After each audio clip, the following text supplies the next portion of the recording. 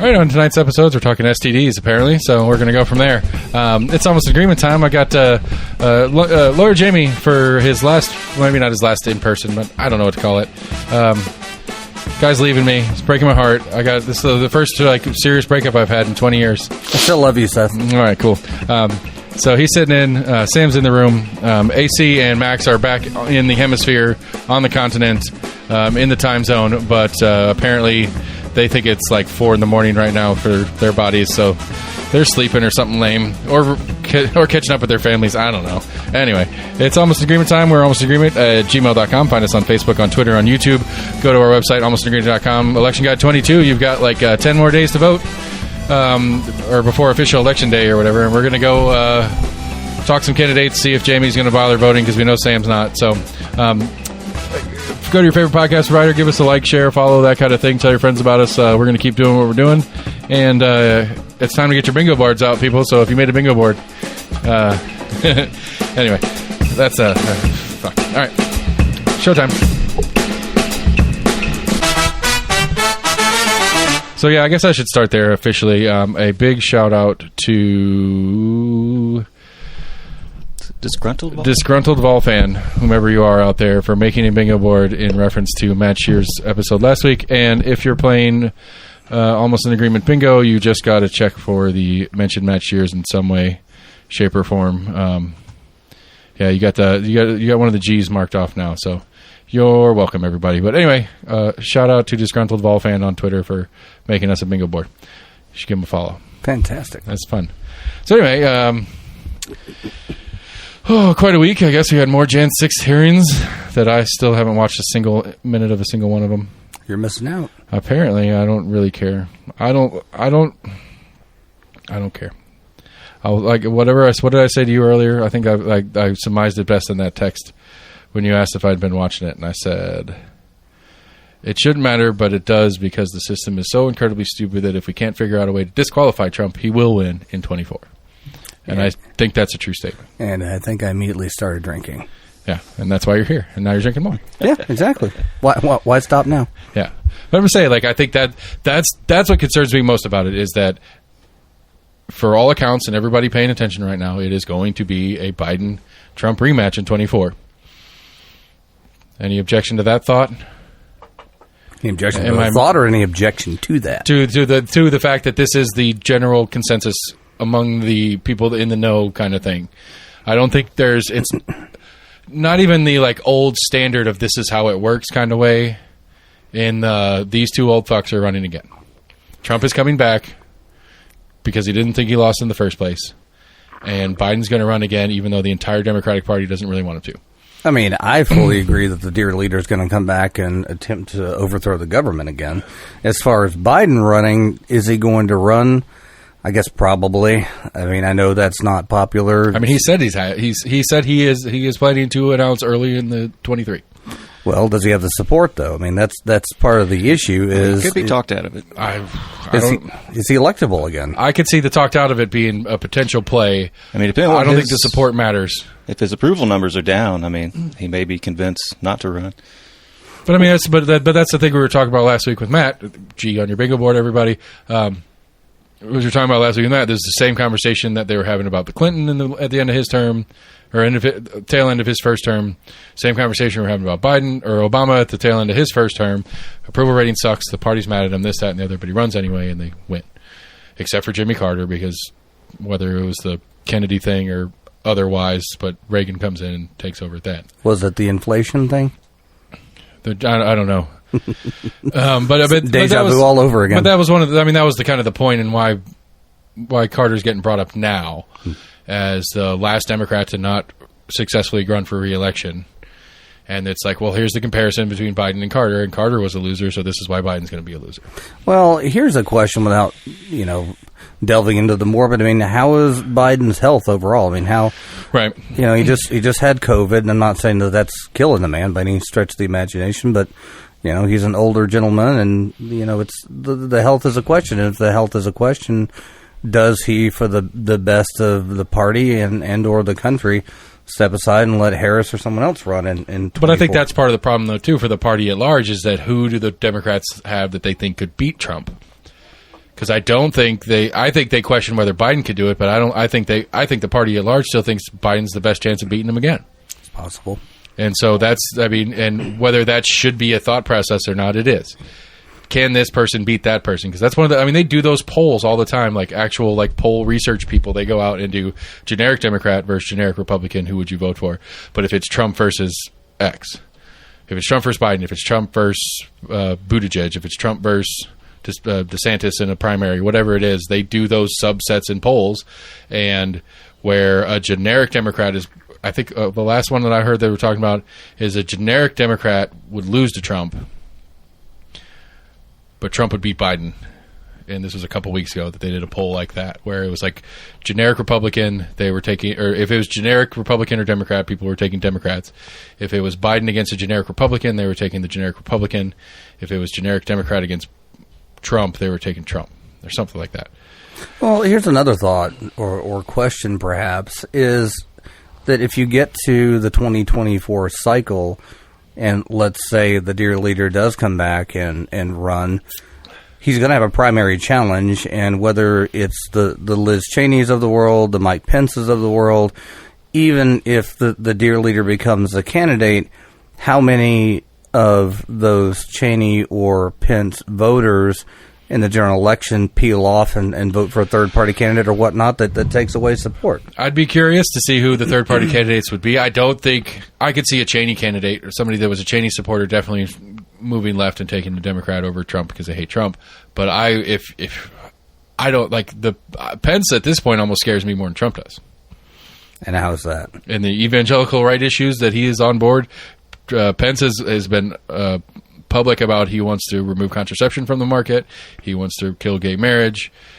He thinks that not only is the Roe v. Wade dropping not enough, but he wants a national abortion ban at like 6 weeks. And those are top agenda items for him. And he has been flirting with some stuff that looks like he might pretend like he might run for president in 24. Well, and I think those have always been stances he's supported. I mean, obviously he has more support now that Roe v. Wade's been overturned, et cetera. And I don't disagree with you whatsoever. I mean, the overturning of Roe v. Wade is sickening in many respects, and Pence's views on all those topics are sickening. But then again, we have the issue of, on the one hand, we have Pence who's trying to take away all of our civil liberties, and then the dear leader who's trying to take away democracy in and of itself. So which is worse? I mean, and crickets. I don't know. If I have to pick a lesser of the two evils and that is my choices, I really don't know. I mean, I really think I think in the grand picture of the social experiment at the state it's in is chaos. Oh, it's I think what we saw through pandemic is nothing, and the Black Lives Matter movement and all that crazy shit going on will be nothing to what happens if that's the wall or the corner we're against. Maybe that's a chance where a real third party comes in and does something. Libertarians, but probably not. I mean, that's what needs to happen.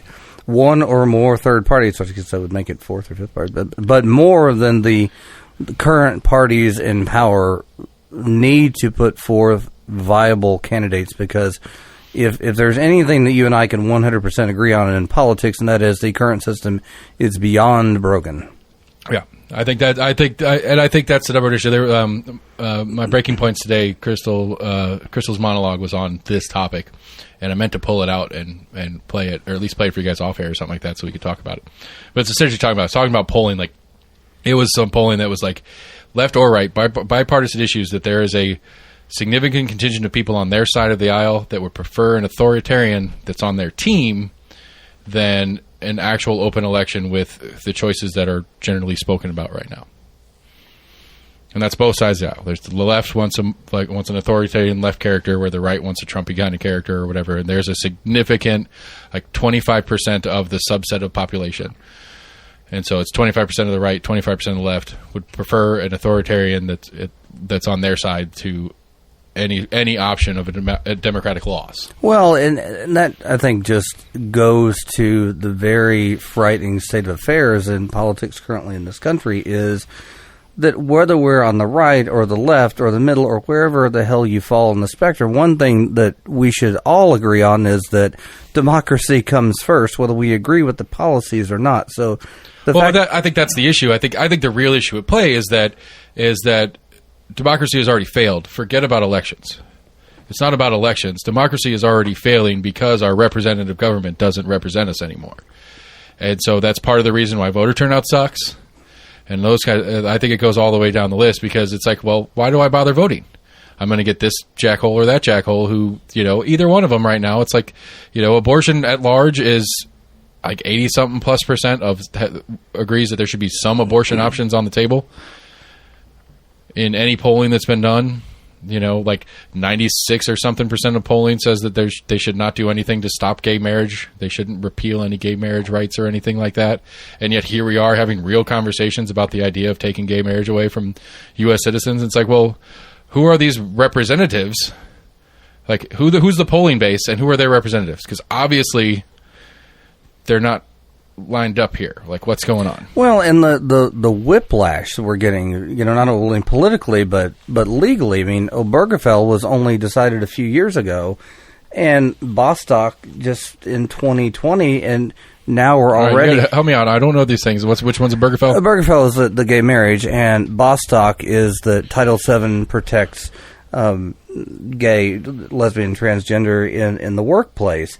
So, and then now, only a few years later, we have wackadoos like Clarence Thomas and his even more wackadoo wife out there, who, he's basically saying that he wants these things to come before the court, and he's going to advocate for overturning it. And now that we have these right-wing nut jobs on the court, he might be able to do it. And in the social and political and legal whiplash of all of these rights were just finally recognized within the last decade, we may be going right back to the Stone Age in the next couple of years. It's truly unprecedented. Right. Okay, so this might actually be in your wheelhouse. I might have to pay you for the next 15 minutes or something like that. Yes. So one of the things that we've talked about as far as the Roe v. Wade decision previous to this, and I needing you to exist as my lawyer, him talking and have been speaking in legal terms as if I know what the fuck I'm talking about in prior conversation about Roe v. Wade. And so, to me, in my very lay legal attempts at it, I don't necessarily disagree that this should be something that is settled not by the courts, but by the legislative bodies.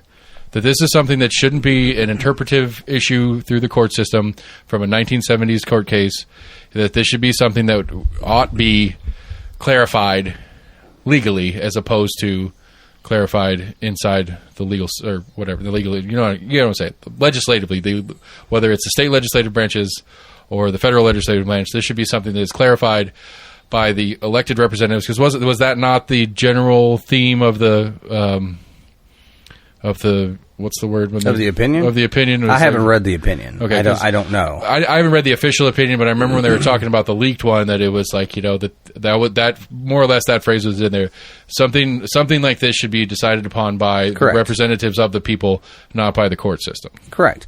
And the problem with that is that, whether it was Roe v. Wade or a whole host of cases going back, Loving versus Virginia, et cetera, when it's talking about fundamental rights that are protected by the Constitution, and of course, 1970, I think it was 3 was Roe v. Wade, but when that case was decided, the ground was that the right to privacy, like it had been recognized in other areas, the right to privacy to a woman's own body to choose whether or not to carry a fetus to term was a fundamental right.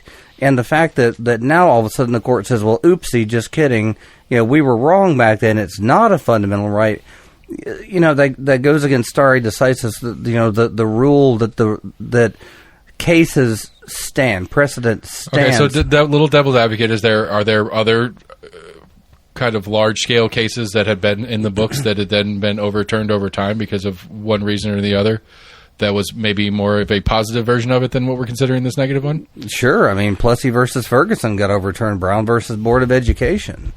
When we finally recognized the rights of African Americans. I mean, that's that's one of the ones that went the right way. But this is what I'm hearing then, is that that's part of the process of the court, is that, yes, this has been in the books for a while, and we've kind of just left it there.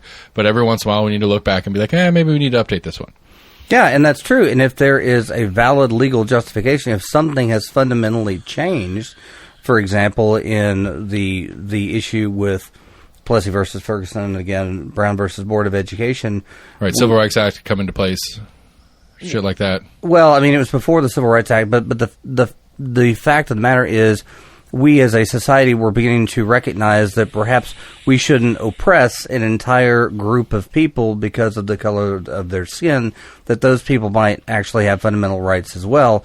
And that shows a progression in society. Whereas here, and I know, of course, there's going to be pushback, maybe from some of the audience and of course others, there would be pushback in the argument that in now taking away abortion rights, we are going backwards as far as the progression in society. But I don't know, again, I've not read the opinion, but from the reporting that has come out on it and the analysis of it that I have read, I don't see anything in there that says, oh, well, all of a sudden we're now enlightened.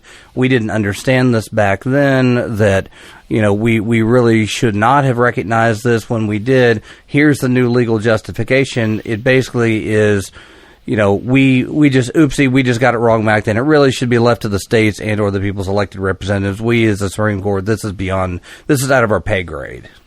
And I think that's just... That is such a... I mean, it is the bench legislating, which I think is inappropriate. Correct. Because that's not the point. And I don't disagree with that part of it. But, again, like I said, I think... I guess, again, to be the issue is one of Obama's things when he ran was he was going to codify, and he didn't. And Biden had a couple of years to do it. I mean, hell, he had 3 months since the leak of the draft leak to do something, to try to put some codification into place, and didn't. Well, I mean, he can't. I mean, have you met Joe Manchin? Oh. That's not going to happen. I mean, Joe Manchin wants to keep getting elected from West Virginia. He's not going to sign on to that. Are you kidding me? But I mean, this last week, the Democrats started making real moves in the House, where they were putting bills on the floor. They put an access to contraception bill on the floor, and I'm sure that there are plenty of districts and stuff like that where their GOP rep said, no, I'm not voting for some protections for contraceptions, and that base is probably like, okay, great, boss, good deal, good job. But I'd say for the most part, we got people now on record saying, nope, you're not allowed to have access to contraception anymore. Now, as of right now, it's passed in the House or whatever like that, but there's still was 160 something no votes from GOP members on your right to contraception. Oh yeah, I'm sure. And so they're at least starting to play the political game of it, where it's like those 160 people had to think about it at least for half a second and say, what are my constituents going to do on this one? Mm-hmm. What are my donors going to do on this one? And how many of those GOPs have ever worn a condom, or their wife or girlfriend has ever used, birth control? Right. The hypocrisy strikes me. I would say that the things that the Democrats are doing now to push the point on the contraception issue, on the gay marriage issue, because there's another one going through the House right now on gay marriage. Same kind of 160 something Republicans said no. But going into this midterm election coming up, that they are putting shit on record. And it may not win a bunch of races, but it may win a couple, or it may cost a couple for some GOP people that are voting against your right to contraception. Not in this state. You're probably right, but I would say, like, if you're a House member from even a strongly red but not super red, lightly purple but mostly red district or something like that, these are issues that the populace is like, no, we should have contraception. No, gay marriage should stay legal. We should not change it. And now you're on record against some of these things, and it's going to cost some elections. And the Democrats could have done that on abortion. They might not have been able to stop it. They might not have been able to officially pass it. But with everything else going on right now, how many Republicans want to run want to run against that right now? Not many. They got to avoid it because the Supreme Court did it. They didn't. Right. Well, you know as well as I do that no one in Congress is going to take a stance on something until they have to. Right. Because that's how you lose elections. Wait, well, you're for or against something. Well, that's what I'm saying. But that's the point, is the Democrats are being smarter now because they run the House by majority. Pelosi will put it on the floor when she wants to, and now we're making sure that that all these different people, whether it's a mansion or cinemas or Liz Cheney and any of those that are now on record for these kind of things, and they have to go run with this now on record instead of being, oh, well, we'll see what happens when it happens. I'll make a decision on that when it's time. No, you made a decision, and now we know about it. Well, I mean, Susan Collins is shocked. Appalled or just shocked? Shocked. I mean, she was lied to. I mean, she was told in her office that he wouldn't do this. How dare he? My gosh. Surprise. Shocker. Yeah. So I don't. Again, like I said, I don't necessarily disagree with the premise that this should be something that is legislated specifically. If we're going to call this a basic civil right, then it needs to be correctly done. So it needs to be on the books as such, not as an interpretation of. Well, here's a question for you. And so when you're talking about it being, legislative, if this right is going to be codified, the right to abortion, contraception, whatnot, are you in favor of that being legislated on a national level, or do you think that that's more appropriate on a state level? And based on your answer to that, why do you think at whichever level do you think it's the most appropriate? I think it should be county level. Wow, that's a lot of places. I think the closer to the electorate it is should have. I mean, but that's my restructuring picture on how this whole thing should work. I think the idea that Shelby County and Knox County are remotely the same and have to fall under the same set of state law, let alone federal law, doesn't make a lot of sense to me. In what sense? And I don't know. I mean, like the lazy easy one right now is like, okay, so I guess a good example would be in Shelby and Davidson County right now.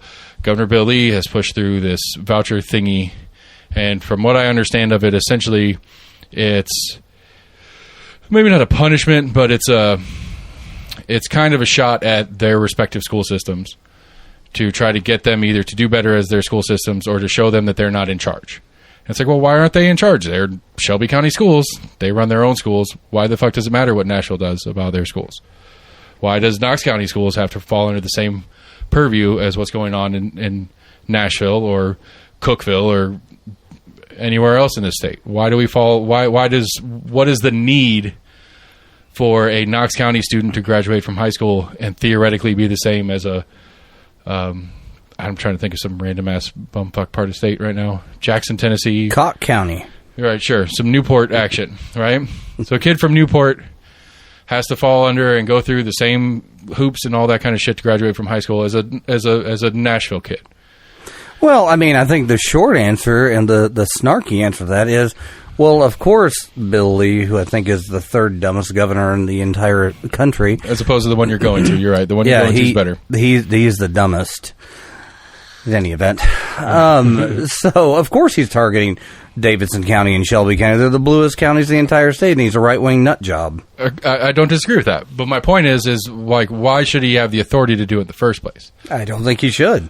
And that's to go back to your original question, the idea of like, I wouldn't see like if Knox County or the city of Knoxville even wanted to have abortion access as a right of the citizens of that place, they could. I don't see why they couldn't do that.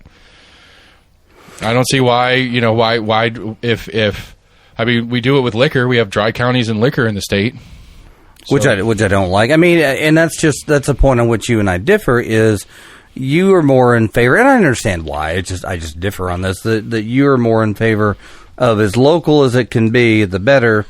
I'm more of a unitary government person. I feel like I think it would be far simpler if we had everything come from Washington. As to it doesn't matter whether you live in Maine or Nevada, we all have the same rights. We all live under the same laws. It's just the patchwork for me. I don't like, and you also have to be a lawyer in it, which is a whole different animal. It would make it easier. I agree. To me, I don't know. I thought that was the point of what we were setting up here 250 years ago.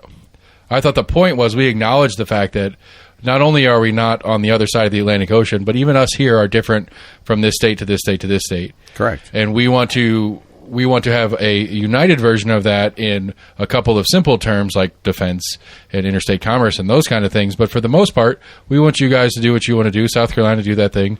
Slaves for now is fine. We'll deal with that it worked out in later. 1861. Slaves for now, we'll deal with it later, which was the attitude at the time. Pennsylvania does what they do. But, the point being is that we acknowledge the differences and we let the local that is different be what they want to be. But make it very as easy as possible. It says, I don't like the local. I don't see a change in the local. I don't see it worth trying to make a change in the local. I'm going to go over here where the things are better for me. The things make more sense for me.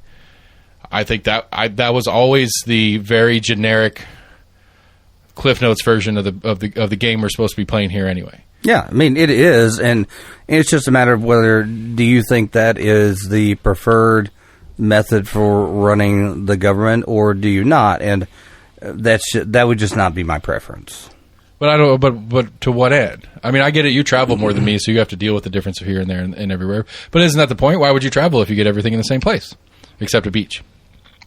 Well, I mean, that's why I traveled, is because just for beaches. Well, I mean, in Disney, but that's why I'm moving to Florida. I mean, we have Dollywood right here. It's the same damn thing. I've got season tickets. It's fantastic. I think that the falls up there are better than Splash Mountain. I'm sure that's going to get me some hate mail on Facebook, but notwithstanding.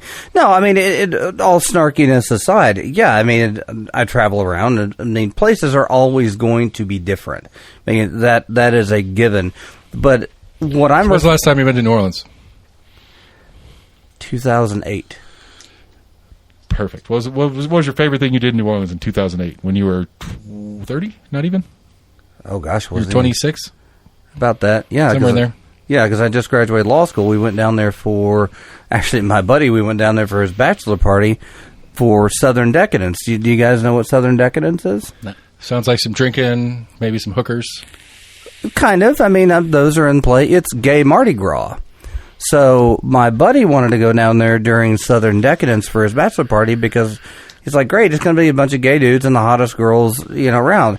And he was absolutely correct. But the problem was that Hurricane Gustav was on its way in 3 years after Hurricane Katrina. So we got down there and had a wonderful blast for about 6 hours. And then in the middle of the night, we got evac'd out of there because the hurricane was going to... So my favorite thing that I did there, I think I was drinking and having a fantastic time in a midget strip club. I don't know if that's the right little person strip club. Yeah. I mean, it was... What was the sign on the door? I mean, I don't know. I don't remember. I mean, I you were drinking. Right, because I had a neck strap worth of drink around my neck. I don't recall, but I do remember these little tiny people up there just shaking their little booties, and it was just the funniest damn thing I've ever seen in my fucking life. What was that, Bourbon Street? Is it on Bourbon Street? Yeah. So it's Bourbon Street or right off Bourbon Street. So with your necklace, you walked out and walked to another place, walked back, Yeah. Okay, so why can't we, I mean, and this is pun intended, why can't we just walk down Gay Street with a beer? I don't know. I'd love it. Okay, Be fantastic. I'm just saying, if we had a universal thing, we could just walk down any street with the beer because that's correct. That's the way it is. I think there's talk of doing that with Market Square because I saw it in, I think Birmingham had a small little 2-block section that was you could walk around with open containers. But I mean, but my point is that as I agree with you, all these different places have all these different little cultural things that are very unique about them. I brought New Orleans up because I figure that anybody who has a New Orleans story that isn't from New Orleans is either going to say something like a football game, going to the casino, or partying on Bourbon Street. That's what people are going to do. And all the above. Probably, and then a couple of years before you went, I was down there, and it was like 2 in the afternoon, middle of summer, it's hotter than damn it. And I'm walking down Bourbon Street with a grenade. Nobody else is out. It's not even party time at all. I was like, I just want to drink on the street, so I'm going to do it because I can. And that would be cool. I'd do that here. I'd walk out of Downtown Grill and Brewery with one of their nice beers and walk down. Like, it'd be cool. It'd be great if Gay Street was like Vegas, where you could just leave your pint glasses and the city comes by and picks them up and returns them to the different bars they came from. But point being is that I agree with you in the premise that that there are cultural norms and there are cultural things about different places that make them special. But a lot of them include legalities that those localities put into place to embrace said cultural specialties, whether it's Vegas or New Orleans or Miami or whatever. And so to have some universal law, universal federal law, and we don't have a state or local control over anything, we don't get those legal parts to go with our specialties. Well, I mean, I understand you're getting to these micro issues, and I don't necessarily disagree with you on the micro issues, but when we're on the macro issues of fundamental rights such as abortion, contraceptions, whether you can marry outside of your race, those sorts of things, whether you can be in consensual homosexual relationships, that is a fundamental right of privacy. I mean, I don't necessarily equate that with the fundamental right to drink a beer on any street I want in the country. Okay, and I get okay, but. We don't have to have a national speed limit of 45 miles an hour wherever we go. I get that. Okay, but I guess in principle I agree with what you're after.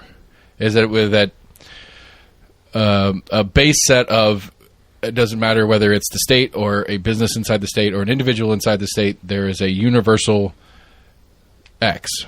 Right. And that's fine. And I don't... I mean, again, I think that was my understanding of it. That was the point of the Constitution. That's why we have the 10th Amendment that says that if we don't deal with this specifically, you deal with it. That's true, but the issue, again, from what we've been discussing, is we're going back to Roe v. Wade. Well, 50 years ago almost, it was recognized that the Constitution protected the right to abortion because it's a fundamental right of privacy for all people, whether you live in Nome, Alaska, or in Key West. And now, all of a sudden, we have gone back on that. And we're talking about an absolute fundamental right. We're not talking about, again, can you smoke in bars in New Orleans opposed to smoke in bars in Bangor, Maine?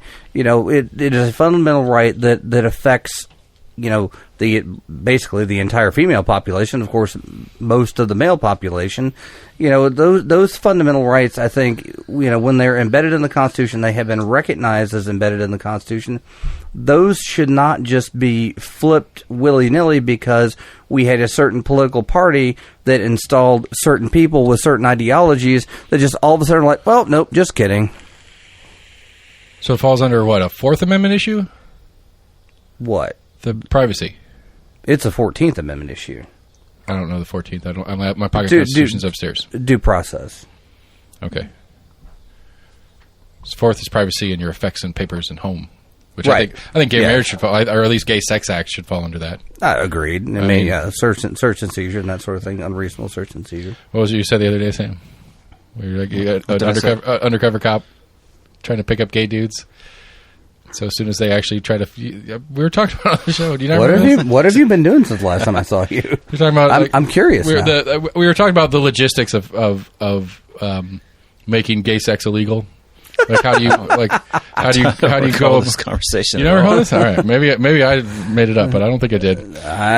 But it was. Think you've been having some strange dreams there. Maybe. But it was basically, it's like you have some cop's going to go undercover to the gay bar and pick up a dude and take him home, and then as soon as he starts something, turn around and arrest him. Those handcuffs are not just to have fun. All right, so here, legal question. We were arguing about this, 2 weeks ago? Can I own a handcuff key? Can you own a what? Handcuff key. I have no idea. Because apparently, it was a Florida man story, funnily enough. A couple weeks ago, we were talking about a Florida man who got arrested on trying to evade the police on his lawnmower. Yeah. George Jones? I don't. I think he's dead. Poor possum. But one of the items listed, like he had a gun on him and he had a pipe with meth residue or something like that, and a handcuff key. Like that was listed on the what was it? You're reading the story on it, but it was listed in the story like under the.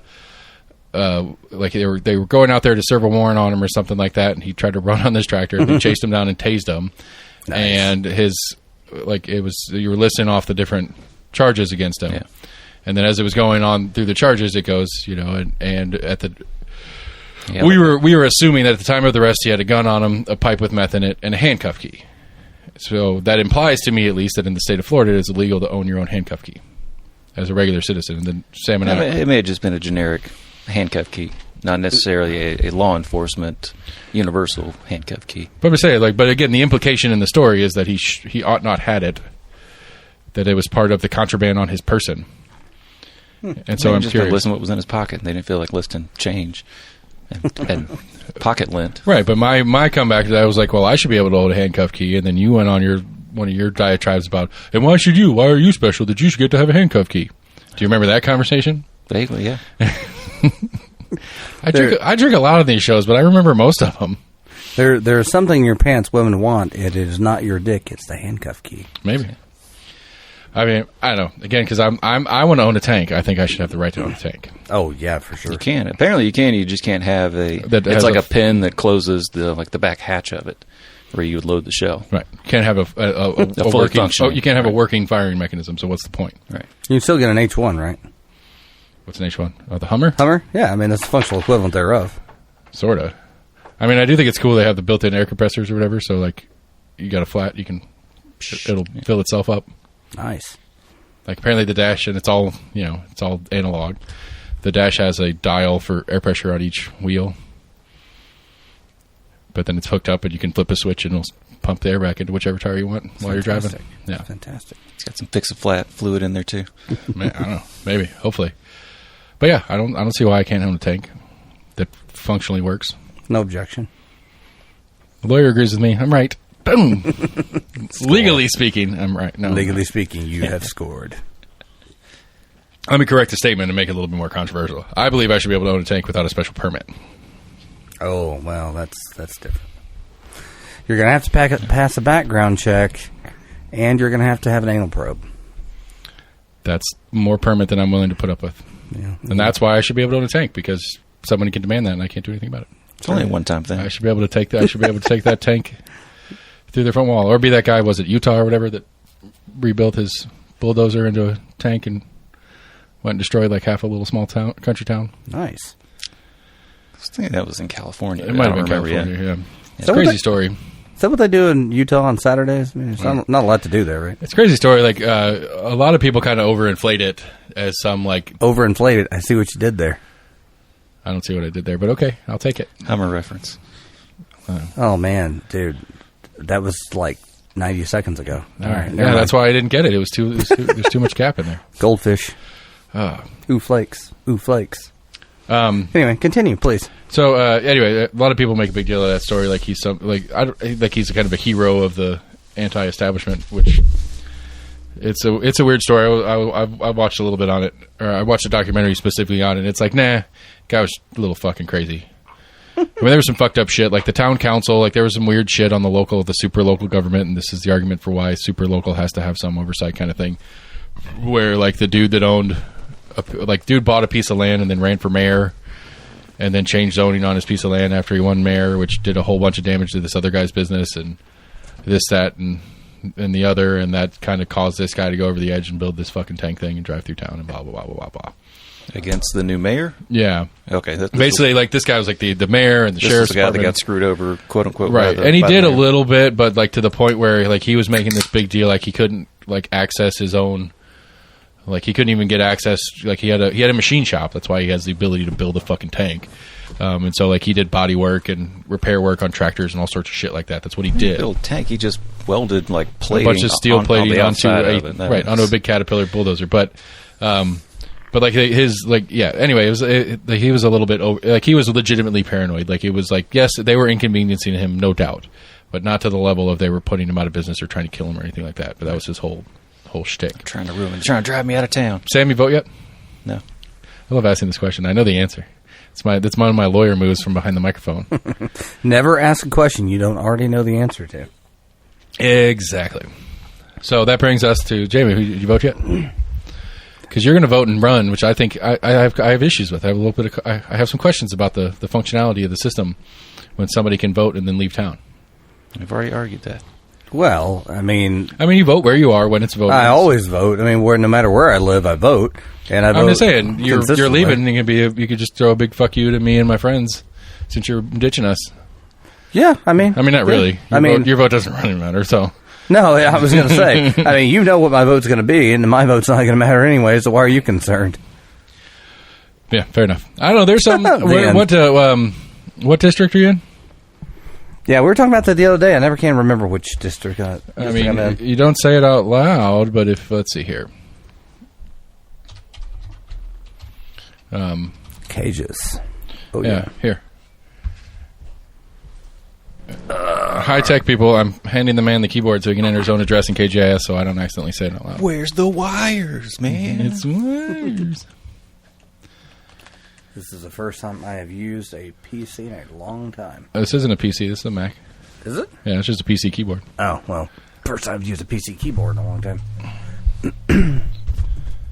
There I am. There Look you at me. are. That one. I'm going to get so much equity out of my house when I sell it. It's going to be great. Nice. I don't doubt it. Given. And then I'm going to go rent until the market crashes, and I'll buy again. All right. So your Segue. voting precincts 65S.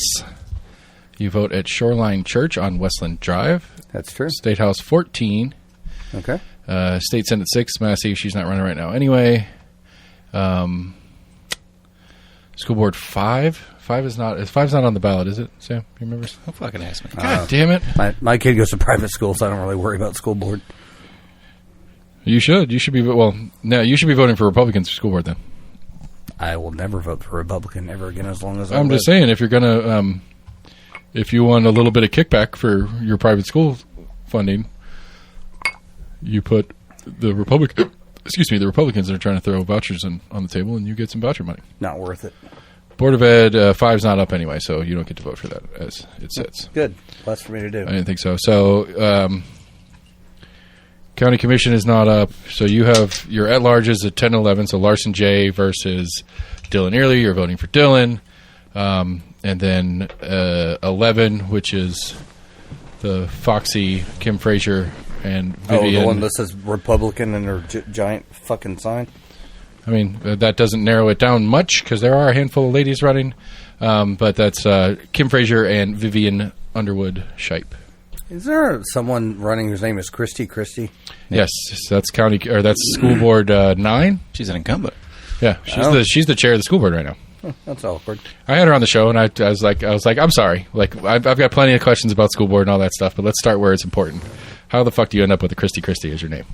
And she went through the story, and she married into it. And apparently, for a long time, she didn't take her husband's name, and then she decided to a few years back, and so she's.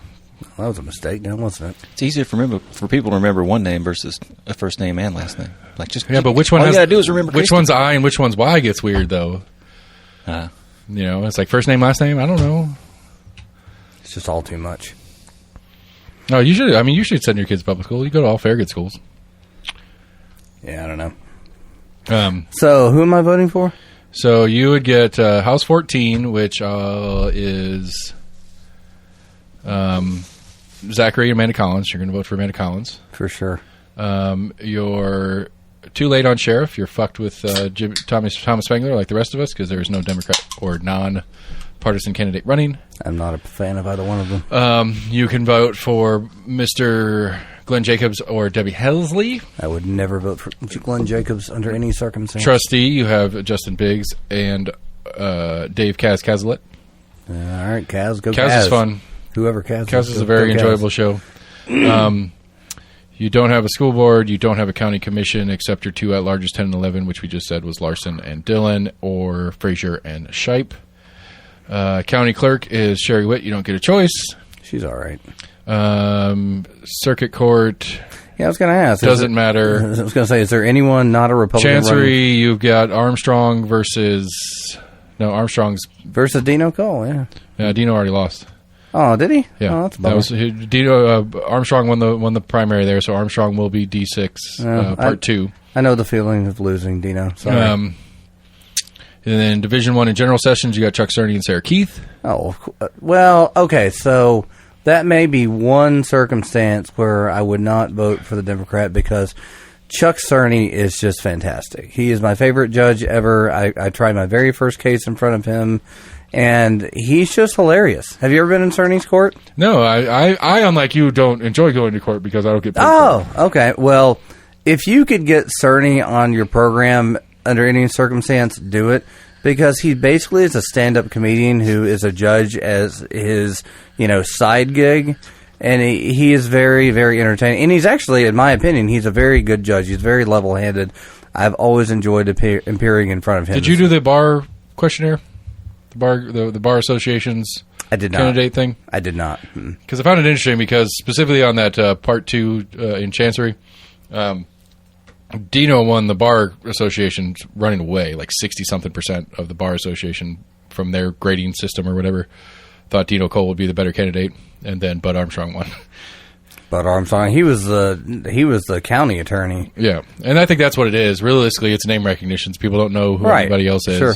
Yeah, I'm sure there's about 50 lawyers or judges, whoever, who voted for him.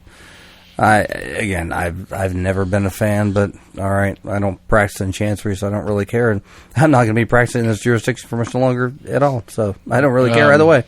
But yeah, the only contested judge race, I believe, is the Sarah Keith Chuck Cerny race. Cerny will win. Cerny's been in there for a long time, and I think it's an interesting like some of the rules in place, and I guess this is a Sharm issue as well, is because Judd Davis and Sarah Keith both wanted that Division II seat when what's his face got tapped for a state Supreme Court or whatever. The Division the General Sessions Division II judge got appointed or retired. No. It was Emory, and he retired. He retired. I'm sorry. Yeah, he retired, and Judd and Sarah both put their name in the hat, right, among a couple other people to take that, so they could then run as the incumbent, knowing this election was coming up. Yeah, you were thinking of circuit court with Christy Davis, but so Sarah still wants to be a judge, but she's not going to run against Judd Davis, so she picked Division I instead of Division II. Gotcha. Because there's no functional difference. It's not a jurisdictional difference. No, it's not. I actually was in front of Davis for the first time here recently. I found him also very even-handed. I liked him. And so, but as far as I know, that Division I is the only contested race that will be. I mean, they'll all be on the ballot, but the only one that you can actually pick something on is going to be the Sarah Keith or Chuck Cerny. And Sarah was cool. I had her on the show. I did not have Chuck, but I'll try to get. Yeah, I don't know Sarah. I mean, and certainly no disrespect to her. I'm sure she's great. She's a DA. She was assistant DA. Is she? Okay. But I would be very surprised if Cerny didn't win there. And I've liked Cerny for a long time. And again, no disrespect to Sarah whatsoever, but Cerny's a good guy. Right. And I think one of the questions, like, I don't understand why we vote for judges anyway, because I don't have a fucking clue what the difference is or what matters. I mean, really, I went on the primary, at least, because there were at least some contestant races in the primary. I went off the bar exam things. It's like, the lawyers that have to deal with these people are the ones that probably know better than me. Right. So I'm going to take their word for it. That's why we usually vote. Plus, Dino came on the show, so I voted for Dino. Yeah, he was a good guy. But and he was great. I mean, he was fun, and so was Sarah, in the sense that I didn't know what the fuck I don't know what I'm talking about. I don't know what I'm doing, and they were very open and explaining, like, the nuances of what this court does versus that court and shit like that. Right. And then campaigned a little bit, which is why I had him on the show. But it's like, I don't know what you're campaigning for, so let's start with this. What's the job? What is it you do here? Right. And so that was interesting. But what's extra interesting about it is part of the weird thing to me about it, and I understand it, I guess, from Sharm Allen has a policy inside her office that if you run for elected office, you retire. Like, you cannot be an ADA and run for a judge seat. Now, obviously, when you get the judge seat, you have to retire. It's a full-time job. You can't, by, like, charter and stuff, you can't do other, like, I don't remember exactly how it breaks down, but, like, as a full-time position, you can't have another full-time job and be a full-time county employee. Right. Because, I mean, these judges are $250,000 salaries. 180, $250,000, somewhere in there. Let me double check it. I've got it on the website, people. I think it used to be like 187 or something like that. I think you're right. I think you're right. I think it's right under 200. Yeah. I don't have it linked on the website anymore. It's not bad. I got to open it up. And I mean, let's just be honest. Being a General Sessions Court judge, it's just kind of fun. I mean, you get everybody and their brother in there with every just sort of cockamamie thing you can think of. I mean, I would think it'd be kind of an entertaining job, honestly. And it's not a court of record, so if somebody doesn't like what you ruled, they're just going to have a rehearing up in the circuit court, and what you did doesn't matter. So it's kind of like a blank slate. Who cares? It's not a bad gig. We say General Sessions? I thought I had some of these judges filled in. No, I don't. Sorry. I know by law, by state law, the mayor has to make more, like a certain percentage more than any other county elected official. Well, the judges are not county employees; they're state employees. That's a very valid point, because the sheriff is usually a close second And Okay. So, but it has to be the mayor's budget or the mayor's salary has to be like 15% more than the next highest elected official in the county. Okay. By law. Because I mean, I want to say the highest paid person, county employee for Knox County is the medical examiner, and that's like a $250,000 job. Yeah, that's a common misconception is that when you say the circuit or general sessions court, et cetera, of Knox County, well, that's not, I mean, it covers Knox County, but really it's the 6th judicial district of the state courts of Tennessee. It just covers Knox County. So, Right. yeah. That's why it says District 6, Part 1, Part 2, Part 3, because they Correct. rotate. They rotate and or can get requested, which I think is a weirdism. I think it's odd that you could take a case and ask for a judge. You cannot do that. Chancery or something you can. No, you can't. I was told by somebody. Don't argue with someone that knows. That's unethical. You can't do that. I was told that you could kind of pick and choose as a lawyer which judge you wanted. I mean, you can sit there and wait and see what numbers are coming up, but you cannot ask that. It's completely unethical. All right.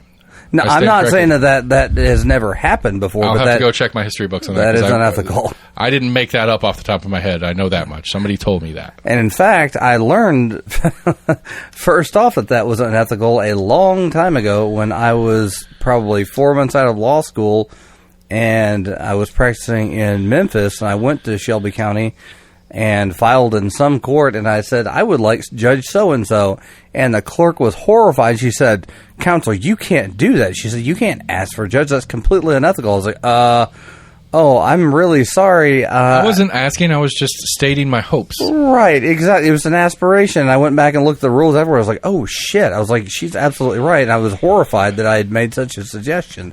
So the joys when you're a baby lawyer, because they don't teach you anything at law school like that. So, yeah, no, that is unethical. You cannot do that.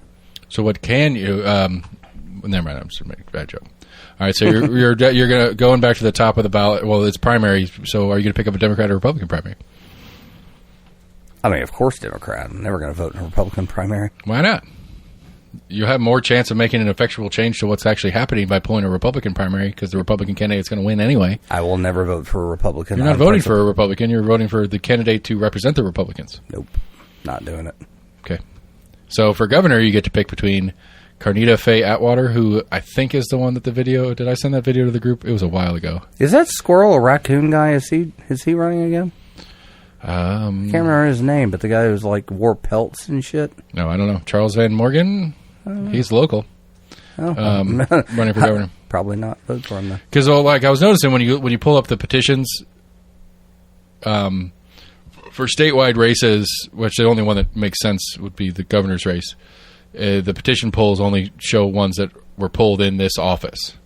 Even though, like, because this whole list of people running for governors all pulled petitions somewhere, but the ones that I have the little Knox County bracket on, so this Charles Van Morgan and Constance, they pulled them here in town. So when you pull up the petition list, it only shows those two. When you look at the Knox County Election Commission's petition list, go to the Secretary of State, also a DUI candidate.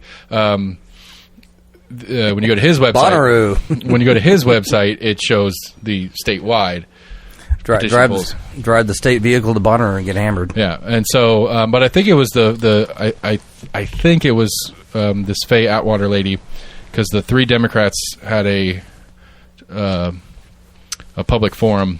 That bathroom is under construction. The toilet still works though. Just to warn you, it's a shit show in there. Not really shit. Anyway, but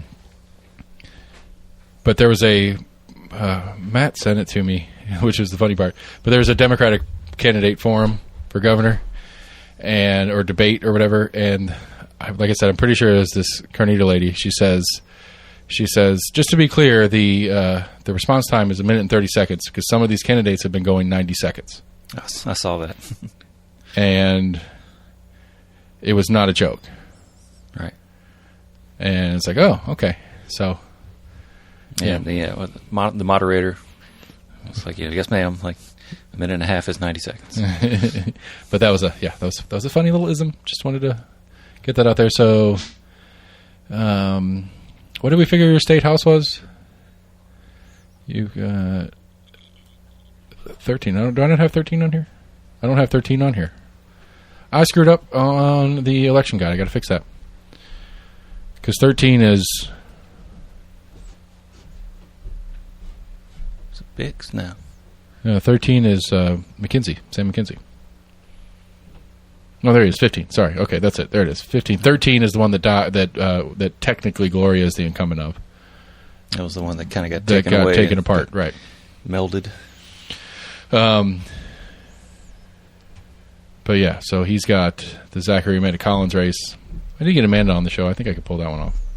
So I'm got Elaine Davis. Man, I've gotten more and more You get more flyers? and more flyers. That Elaine, I mean, it's the same thing. District 18 is apparently both part. Well, the primary at least. Testerman is putting some real effort in because it's all her campaign so far that I've seen. All of them are from the committee to elect. I saw somebody's put a bunch Jenna of signs up. I can't remember what the candidate was, but in front of that Villa Colina or whatever, that $1 million place that got torn down. Yeah. They were like, oh, nobody's living there right now. Like, no one can tell me I can't put this shit here. That's Sarah Keith, by the way, if you... Oh, nice. Oh, and by the way, just as I know you were concerned, I just went in and pissed in the litter box. It's fine. Nice. Works too. Yep. Just cover it back up. It's clumping. Yeah. It looked like he was doing his job. It's a clumping litter. Yeah, I'm trying to think about it. Like I'm debating. I'm thinking we might if we're going to go through the process of tearing that whole bathroom up anyway, because there's a leak in there somewhere. There's some water coming down some pipe in there that I got to find. That's why it's in progress still. Is that what it is? Progress. I mean, you got to break it before you fix it. Sure. Got to But crack some eggs to make. I'm thinking about just taking the shower out, and it's like one of those weird thought processes because in the long term of the house, it's a bad idea. Because it is I can list this as a 2 3/4 bath. Because it's more than a half bath because it has a shower, but it's not a full bath because it doesn't have a bathtub. You have to have a tub to be a full bath? Mm-hmm. Really? And so, like, for the future listing in the house, it'd be a bad idea to take that shower out, but we never use it. We have a litter box in it, for fuck's sake. Oh, I know. And so, I was thinking about taking it out, and I don't know, just putting a countertop over there for folding laundry or something like that. So anyway, good segment of the show in my bathroom. Yeah, everybody. fantastic. Yeah, I'm sure everyone's very excited. You can I ask- mean, I was. Well, when you see any guest I've ever had, you can ask them about my terrible studio bathroom. Nice. But yeah, so you got Amanda Collins. You're going to vote for Amanda Collins because you don't like Jason Zachary, and not that a lot of people like Jason Zachary. I don't like or dislike him. He's got an so R next to his name, so if it's you are irrelevant. if you are polling the Democratic primary, Not good. what's up? No, I said I don't like him. I said, no, he's not good. No. At least from what I've seen from him on the floor. Well, he was the one that got the voucher thing in Memphis, and he was a flip vote that got this voucher thing started. Not really. And I don't know, because everybody, all the teachers hate him. At least all the teachers that hate everything hate him.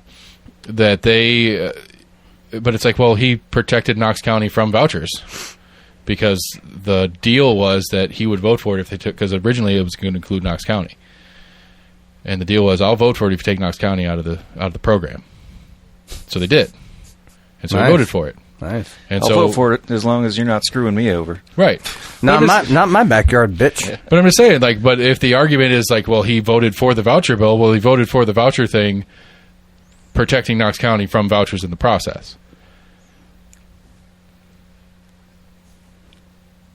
It's supposed to be like a good and bad thing simultaneously. I'm just saying, if you're going to get mad at somebody, be mad accurately. That's the only thing you can't. I don't think it's fair to hate on them for vouchers. I think there's plenty of shit you can hate on them for, but as far as the voucher side of the conversation, I think he should be lauded as the anti-voucher king of Knox County because he made sure they didn't come here.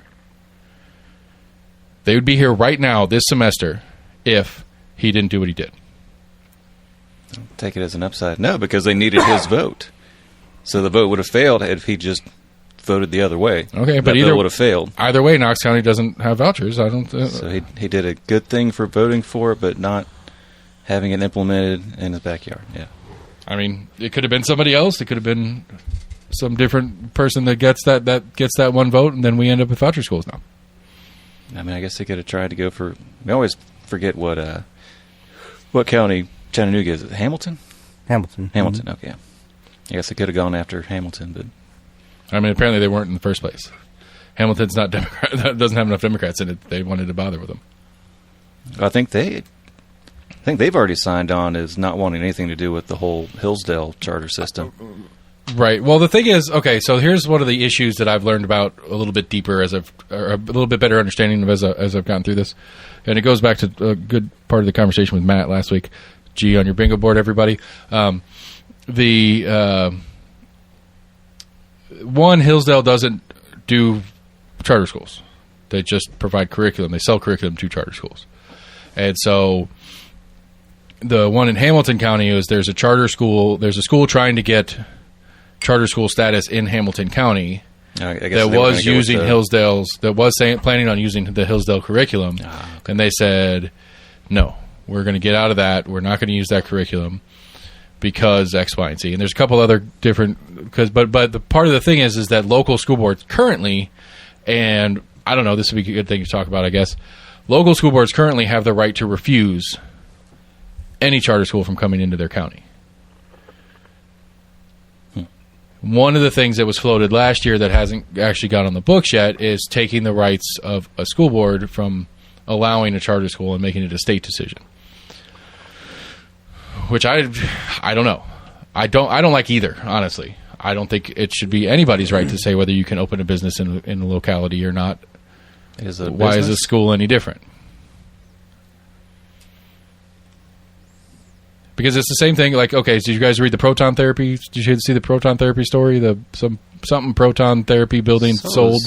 Yeah, I saw another company took it over. Right, and so one of the things that was originally happening with that is a certain service that they provided in that office was not approved with the letter of what the fuck is it called? I'm going to blank out on it. Letter of intent? No, close to that. It's certificate of need.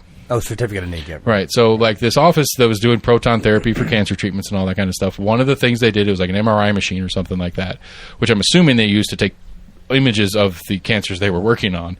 But that was not part of their application.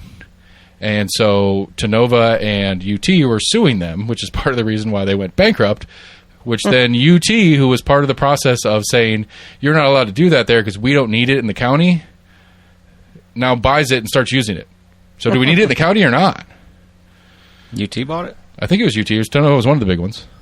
I'm not sure. It was one of the ones that are part of that are on the board of the process of the certificate of need thing. And that's I bring that up just because it's the same kind of idea as this charter school system, in that the idea that the public school board gets to choose on whether or not another school gets to come into their district. Like, a group of hospitals gets to decide whether another hospital is allowed to open and operate in their district. That doesn't seem logical to me, that we're okay with that as a society, regardless of whether it's a school or a hospital or anything else. So the fox is taking care of the hen house again? Yeah, I mean, like, of course we don't need another whatever in the county. We have plenty here because we make good money doing it here now. Mm-hmm. Why would we want another one? Because if we make another one, we might not make as much money next year. And as any good business knows, you have to have more than last year or you lose. Which is true, because inflation is a real thing. Whether it's big inflation like we're in now or normal inflation in the 2 or 3% range, if you don't at least do enough sales to offset inflation, you're losing. But either way, my point in that whole thing is the certificate of need premise, which applies both to hospitals and in this charter school thing, I think is fucked up. I don't think it's appropriate. It doesn't make a bit of fucking sense to me that if I wanted to open a private school or a charter school or anything else in Knox County, that the Knox County School Board, who is my direct competition, like my whole goal in life is to steal their customers, that they get to choose whether I get to exist or not. Well, of course they're going to say no. I mean, apart from them being, or a charter school being a quote-unquote private school, I think you'd still have to go through the approval process to even add another public school, yes? I mean, the school board would, yes. The school board would vote on whether or not they wanted to add another school. Okay. So still the same concept versus public or private. They still have that option. Yes and no. Yeah, sorry, I shouldn't have asked you questions, but you were walking away. Yeah. Yes and no in that... Libations come first. It's yes and no in that, yes, the school board will vote to add another building. But they're not adding... Like, it's not a different school. It's a school. It's another building in the group that is Knox County Schools. Because for all intents and purposes, Knox County Schools is one school. It just has a bunch of buildings all over the county. And so it's that's what I mean by yes and no. yes, they vote to add another building, but they're not adding a new school. I mean, I guess it gets a little bit closer when you add something like L&N, excuse me, where it's a specialty kind of thing, where it's an academy or it's a magnet school. Those kind of things get into a little different sub-concept. Yeah. But at the end of the day, for all intents and purposes, Bearden High School, West High School, Austin East High School are all Knox County School. Yep. So it's not a new school coming in. It's just a new building that the schools operate in. So I don't know. I think the district going to need premise is it's not customer centered. It's not public centered. If that's the point. I mean, I find this topic enthralling. I can tell you're so into it and chatting about it. Let's talk about your shirt. Yeah, let's do it. I don't. What is it? All colors are beautiful. All colors are beautiful. I've got hands. Of There's every a clear different hand. color. What is a clear? What is clear? What are clear people? Is that like that white? You're so white that you're transparent. It's people who are really honest. Oh, well, I mean, I guess the shirt's gray. So if the hand's clear, then the hand's actually gray or clear. I'm not sure. I mean, there's a lot of gray areas. That's why lawyers exist. Oh, that's it. That's the joke of the night, people. The title of the episode is "It's a lot of gray area." Doom. That's why we bring Jamie around for titling episodes. You're welcome. I don't know. What did we talk about? You asked me topics, and I was like, I don't know. Tell us about how much you love Ron DeSantis. Oh, yeah. I would love to meet that guy. Okay, what's going on? All right, so you said what are topics? I said baseball and Florida man stories, because you'd already mentioned you might be keeping an eye on the Braves game. Braves losing? Are they losing? Nope, they're up 5-1 right now. Good for Braves. We didn't say that. Well, this airs after the fact, so we're not breaking any rules. We talked gay marriage, variety conception. You're right. You're not voting by person. You're voting by party. Well, I mean, that's not entirely true. I'm not voting by party in the sense of I will not ever vote for a Republican again as long as I live, unless they just blow up the party and start over again. But beyond that, I'm not voting by party. I'm voting by whatever I think the best situation Who is. isn't a Republican, except for Cerny because you like him. Yeah, I mean... Consistent, like good mashed potatoes over here. Absolutely. I'm consistently inconsistent. That is the model of consistency. There is a Sprite in there, even though you said you don't want it because you have diabetes or something. I got the diabetes. Diabetes. I don't know. You want to talk about moving to Florida? Like, you want to tell the story? You want to plug your new employer? Sure. Yeah, if you want to. I don't care. Yeah, I'm pretty excited. I've been doing this gig. I'm excited to have somebody in Florida that I can go visit. Oh yeah, come on down. I mean, why not come down to the beach? Let's go to Disney. Let's do all that sort of thing. Yeah, I'm going to be going to work for Modern Concept Solar. They are now the by volume 5th largest solar energy retailer in the country. And I'm going to be taking over, I think in October. We're still working on the details, but probably in October I'm going to be wearing 2 hats. I'm going to be the General Counsel and Human Resources Director. I mean, I'll edit out the name because they're not paying to be on my show. Oh, well, I mean, maybe if you want to call them up and get me a little something, we can put the name in there. I'll see what I can do. Because I'm sure they'd be more than willing to sell some solar components in Knox County, Tennessee. I'm sure they would love that. Or Virginia, for that matter. For some reason, we have a lot of Virginia listeners. Really? And we have a lot of Ohio listeners. I'm assuming that's your family. So, given that I am an alumnus of the University of Virginia and the University of Richmond, I'm in favor of that. Well, congratulations. Well, I do it. I think one of it is I emailed I emailed Breaking Points, the podcast, one of the podcasts I listen to a lot, because they had a weird sponsor. The CNN Plus was sponsoring, was advertising on their show because they're trying to whatever, and they emailed me back, but like in the correspondence, I told them I host a local show here in town or whatever, and I think a couple of their people picked it up at least for a little while. That explained, because like I had remember I was joking about it. I was like, either the FBI found us, or DC, or some people from the show are listening to us, because like all of a sudden we went from like Knox County being our number one listening thing to DC for like 2 weeks. Nice. Where like it's like half of DC was listening to us for like 2 weeks, and then it's just stopped. So why did it stop? I don't know. What did you do? Because we don't talk about we generally don't talk about a lot of DC shit. We try to stay local. I don't mind going national, but it's always my preference. I mean, the problem. I mean, the problem. That's the problem to me, is that it's easier to talk about. It's way easier to talk about national issues because it's way easier to know things about it, because you can't not know if you're paying any bit of attention.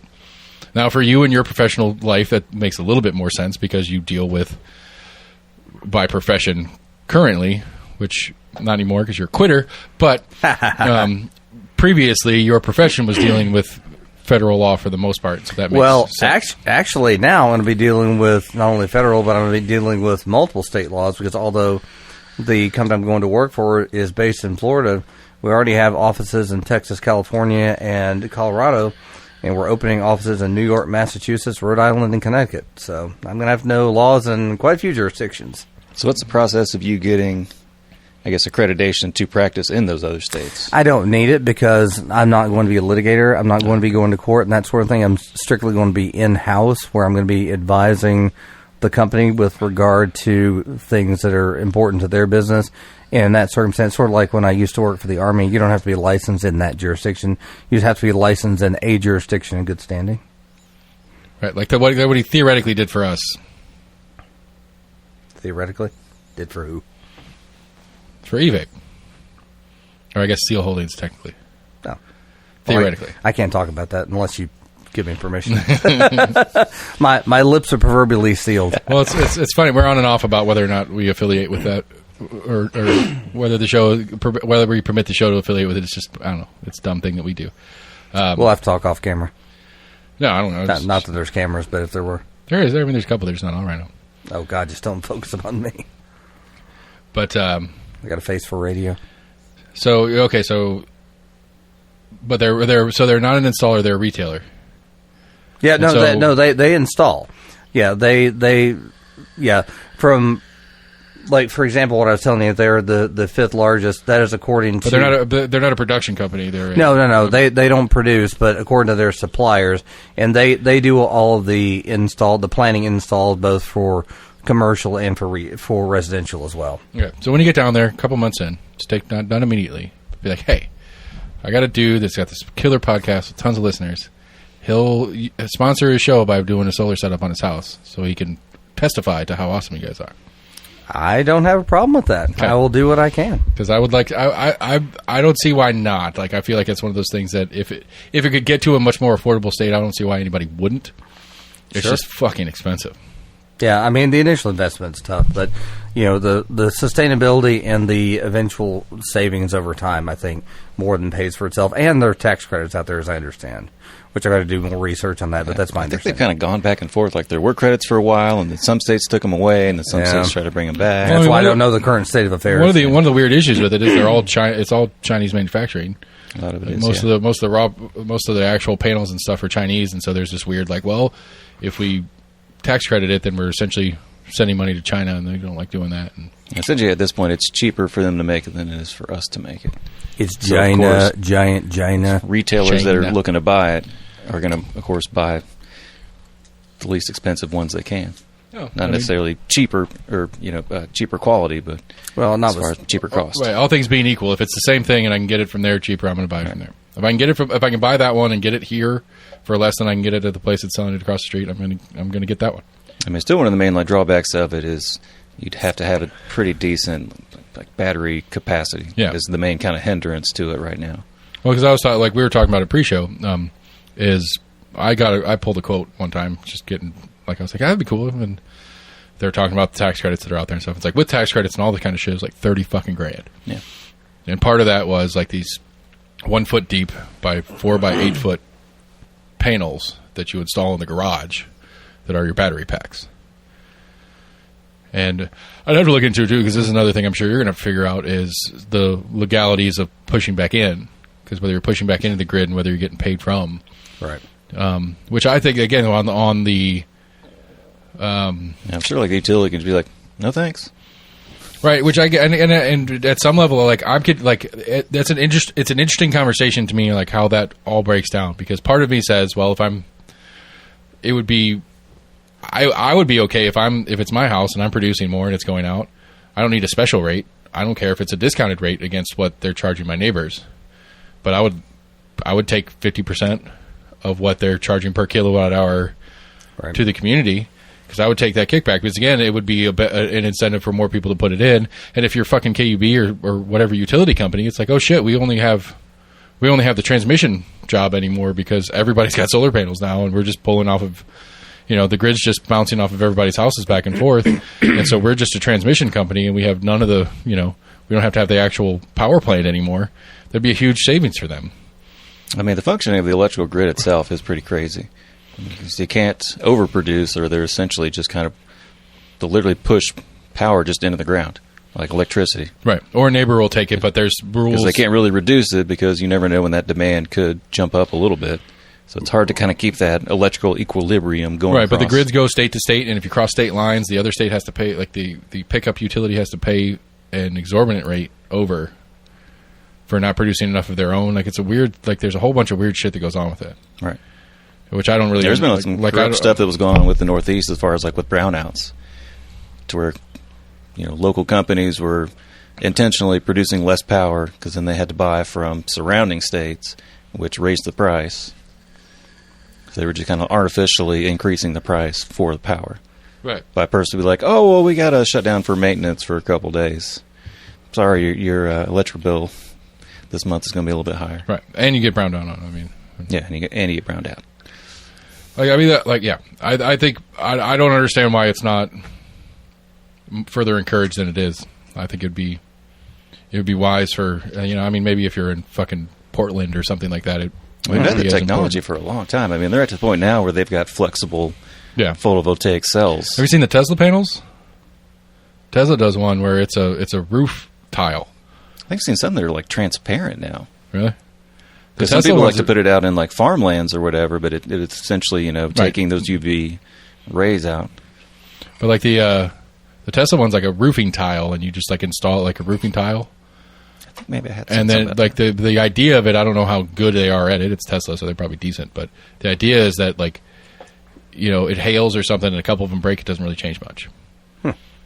But it's also a component, so you can just swap out the couple of tiles that got broken, and it still runs. That, yeah. And so, because I think a lot of those panels, if you crack part of that panel, it's not going to be an easy fix. It's probably cheaper for you to replace that whole panel versus have some specialist go in there and try to repair it. Yeah, I mean, to me, I think the only thing that makes sense to me that is painfully expensive about it is the actual between the house and the panel array. Like, the panels to me at this point with the technology should just be like a plug and play. I mean, I've got a like an external battery pack for my phone, and it's a little like 2 by 6 inch solar panel. It takes for fuck ever. Like 9 times out of 10, I'm charging it in the wall. Right. I'm not charging it by the solar panel. But we went out camping one time, and I set it on the table all day.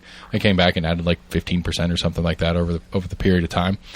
But, you know, it's like, you know, 150 of those stacked up on my roof, all plugged in together.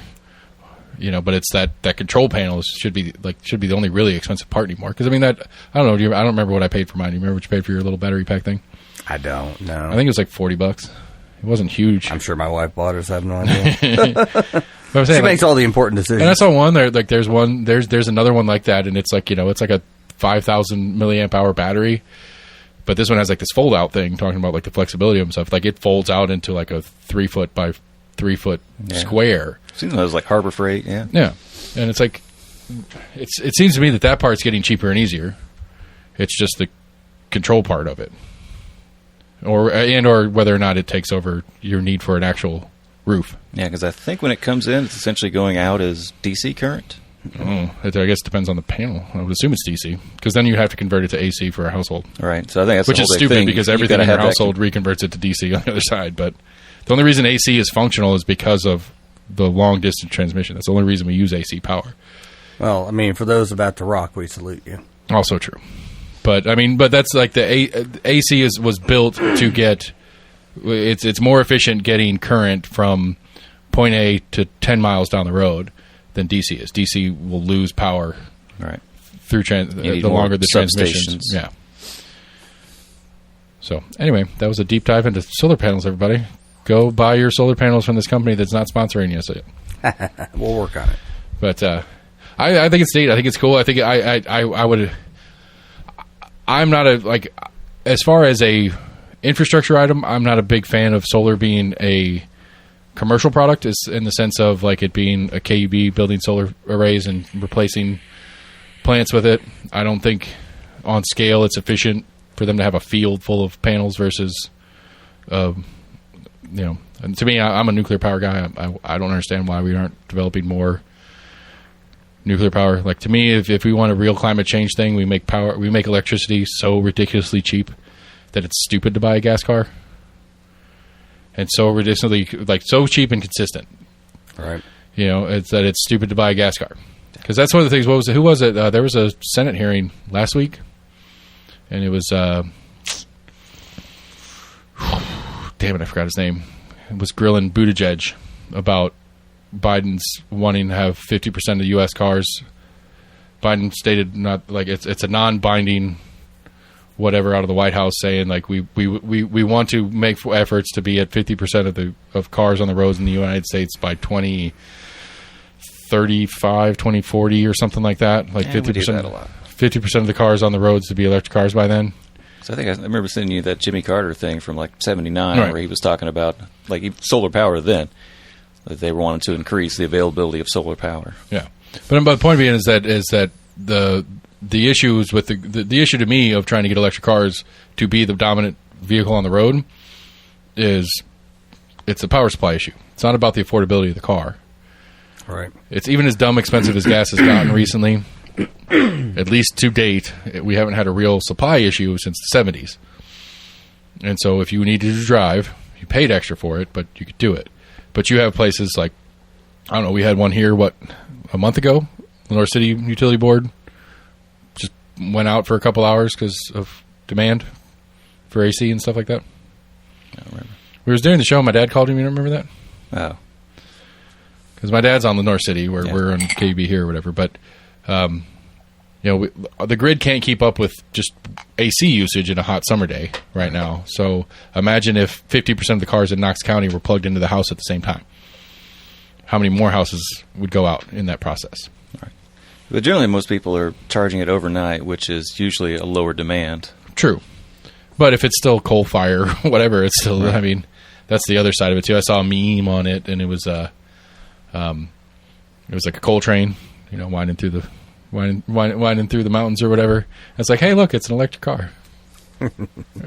Or it's the power for an electric car or something like that. Well, I mean, I'm sure you know that one of the biggest issues is the range anxiety of, are there enough power stations along the route of wherever you're going that if you're going more than from, to work and back or whatnot, school and back, that you can charge up if you're taking a 500-600 mile trip. But I get that. I get that. But to me, with the goal of 50% of the cars, well, then you have a gas car. Like, I mean, what's the average household has like 2.5 cars or something like that in the United States? It's more than one, or it's more than two. It's like 2 plus. I know I've got 3.5, maybe 4 on a good day. Right. Well, I mean, we've got 3 in this house, but the average household has more than 2 cars, and so if the range anxiety is one of the deterrents, it's like, well, you get one gas car, so that when you do want to go range, when you go out of town, when you go on a trip, you have a range car, and then you have your local car. That gets us to 50% of the cars on the road at least. You have your driving around town car, running errands, doing that kind of shit, and then you have your... That's such an American mentality. well, I'm going to be driving further, so I'll just take my other car. But the first world problems. But my point being is that if the goal is to get the 50% of the cars on the road being X, range anxiety... I just don't buy that range anxiety is a valid argument for why you wouldn't buy an electric car. Because like 95% of the population doesn't drive more than like 300 miles a week or something like that. What's the average? Yeah. Average car does like, what is it, like 10 to 12,000 miles a year? Sounds about right. Yeah, I think so. So that's 1,000 miles a month. So that's 250 miles a week. Most electric cars now are in like the 200 to 300 miles per charge. Right. Which means you could charge it to dead once a week. Right. Well, if you've got an electric car and you decide, well, I'm going to drive to the Grand Canyon or whatever, well, shit, rent a car, get on a plane. And get on a plane, then go rent an electric car when you get there. Right. Well, I mean, at least like fucking, like Teslas, at least they in their mapping software, it says where every single supercharger is on your route, and it'll act not only where they are, but it'll give you the optimal route to get the best charging and whatever as you go. And so it's like, it's 300 miles on your charge, but drive 120, spend an hour here charging, and then drive another 200, and then like it gives you like optimal route stuff, and that's Tesla superchargers. But you have to have a Tesla and blah blah blah. But I'm saying it's already functionally there, but it does add time, and I think that's one of the issues. And fuck flying a plane right now. I don't like flying anyway. I haven't flown in a couple of years. I don't want to get my special ID so that I'm allowed to fly. I think that's a fucking ridiculous thing. Anyway. You don't have to have it yet. When does that have to start? The real ID, I don't know. It was supposed to start last year, but it got pushed back because of the pandemic stuff. Because I fly all the time, and nobody's asked me for one. But I think it's ridiculous that I have to have a special. I have to do anything more than I already do to be able to fly a plane or to be able to be flown on a plane. I don't fly the plane, obviously. I'm so used to being abused on airlines. I think I just have Stockholm syndrome. To be honest, I wanted to say they said 4th of July weekend or something like that. Like there was 1 million flights canceled or something. It was terrible when I was coming back from Florida at the end of May. Well, when I was going to Florida in May, I had a flight that's supposed to leave Knoxville at like 5:30, and we didn't make the flight. And you're gonna love the reason why is because I used my Delta flight miles. Screw you, Delta. And not a sponsor. And exactly, nor should they be. And they bumped me because I wasn't a quote-unquote paying customer because I used my frequent flyer miles because I fly Delta all the fucking time. They bumped me 3 hours on my flight to the next one. And we barely made it on that one. I'm like, you bastards. I'm like, so you're telling me that because I'm a frequent flyer miles... You're less important. Yeah, you're less important. I'm like, fuck you. Well, because they're not obligated by law to give you a cash refund because you didn't pay cash to get it. Correct. Yeah. Yeah. So, yeah, my loyalty to them went way down the toilet after using them exclusively for like 3 years. So, fuck you guys. Do you remember early pandemic when I was pitching a fit about bailing out the airlines? Maybe. No. You know, I don't smoke enough weed, so I can forget things too, I guess, is my problem.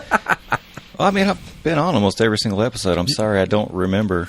I've been on every single episode. That's not a valid argument. I barely get invited. I feel snubbed. I mean, Sam and I are the show, if we're going to get down to the brass tacks of it. AC and Max are an afterthought at best. There's another giant ice cube in there if you need it. Oh, I'm good. Drink it straight up. Anyway, I was arguing. I think it's ridiculous that we need to bail out the airline industry. Right. And this is what we get for what was a couple $100 billion that we pushed into these guys so they could stay afloat, keep their staffs happy, so that when we came out of the pandemic and when people had money to spend, and when people wanted to go on vacation, we wouldn't have a big interruption in the industry. Bail out the airlines, bail out the car industries, bail out the banks, bail out. They're too big to fail. Yeah. I mean, but they fail anyway. But we pay. I mean, that's the point. Is we spent hundreds of billions of dollars of tax dollars taken out of our pocket or printed out of thin fucking air to make sure that they stayed alive because they're an important piece of infrastructure, and yet here we are. They pushed a lot of money into a lot of political campaigns, though. Oh, okay. Well, that sounds like socialism. What? Bailing out companies. Oh, I mean, it is. I mean. Oh, wait. Huh. I didn't mean to sound like I was pro this concept. I was anti when it was happening. It's called sarcasm. It's fucking stupid. Well, and the great part about this, the other Republicans before they became the Trumpublicans, they're all about small government and reduce spending and shit. Right until it's like rut-row-raggy, then it's like, well, how much do you need? Well, as long as hypocritical motherfuckers. I mean, as long as it's got a bullet or a bomb in it, then it's definitely worth buying. Got to buy all of those, and then give them away to around the world, and then so we can buy new ones because they're not good enough for us anymore. And then go to war with those people that are already using our guns and bombs against us, so that we can. I'd be curious. That'd be a fun stat if we could figure. I'm sorry, it would not be a fun stat. That would be a very macabre, terrible stat. I'd be curious how many American soldiers have died from a U.S. weapon. Probably a horrifying number, which one or more is a horrifying number, but I'm sure it's an exponentially horrifying number. Well, that just went straight down the fucking toilet, didn't it? On that note, I think I'm going to go take a piss, so you guys have a great time. Got real dark. Yeah. That's how we do. That's how we roll. What is it? It's one of my favorite recent quotes is, I just want to have the right to buy the guns that we gave to the Taliban.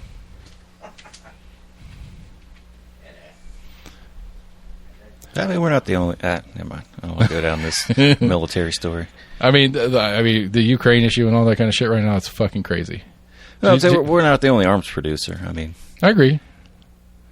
I mean, China, Russia, and a lot of other major countries make a lot of weapons. I mean, I'm sure more... European countries make guns. I 100% agree that there are probably more U.S. soldiers that died from an AK than they did from an M16.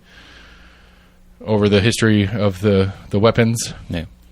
But, like Jamie said, like, one, getting, other than like a friendly fire accident, one enemy shooting you with a weapon that we gave them a decade prior is pretty bad.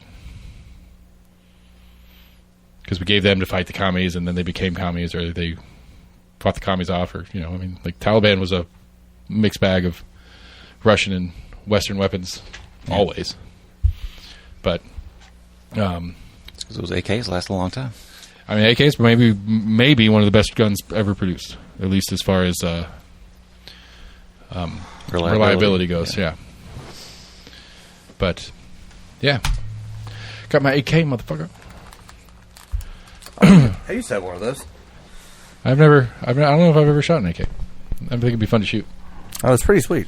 Unfortunately, my wife wouldn't let me bring it home. It was a bachelor party gift, a best man gift from my buddy, the one I went to New Orleans, and I got that as the best man gift and went to the NRA range, and I'm sure you'll be shocked by this, given the fact that I'm a Republican hater.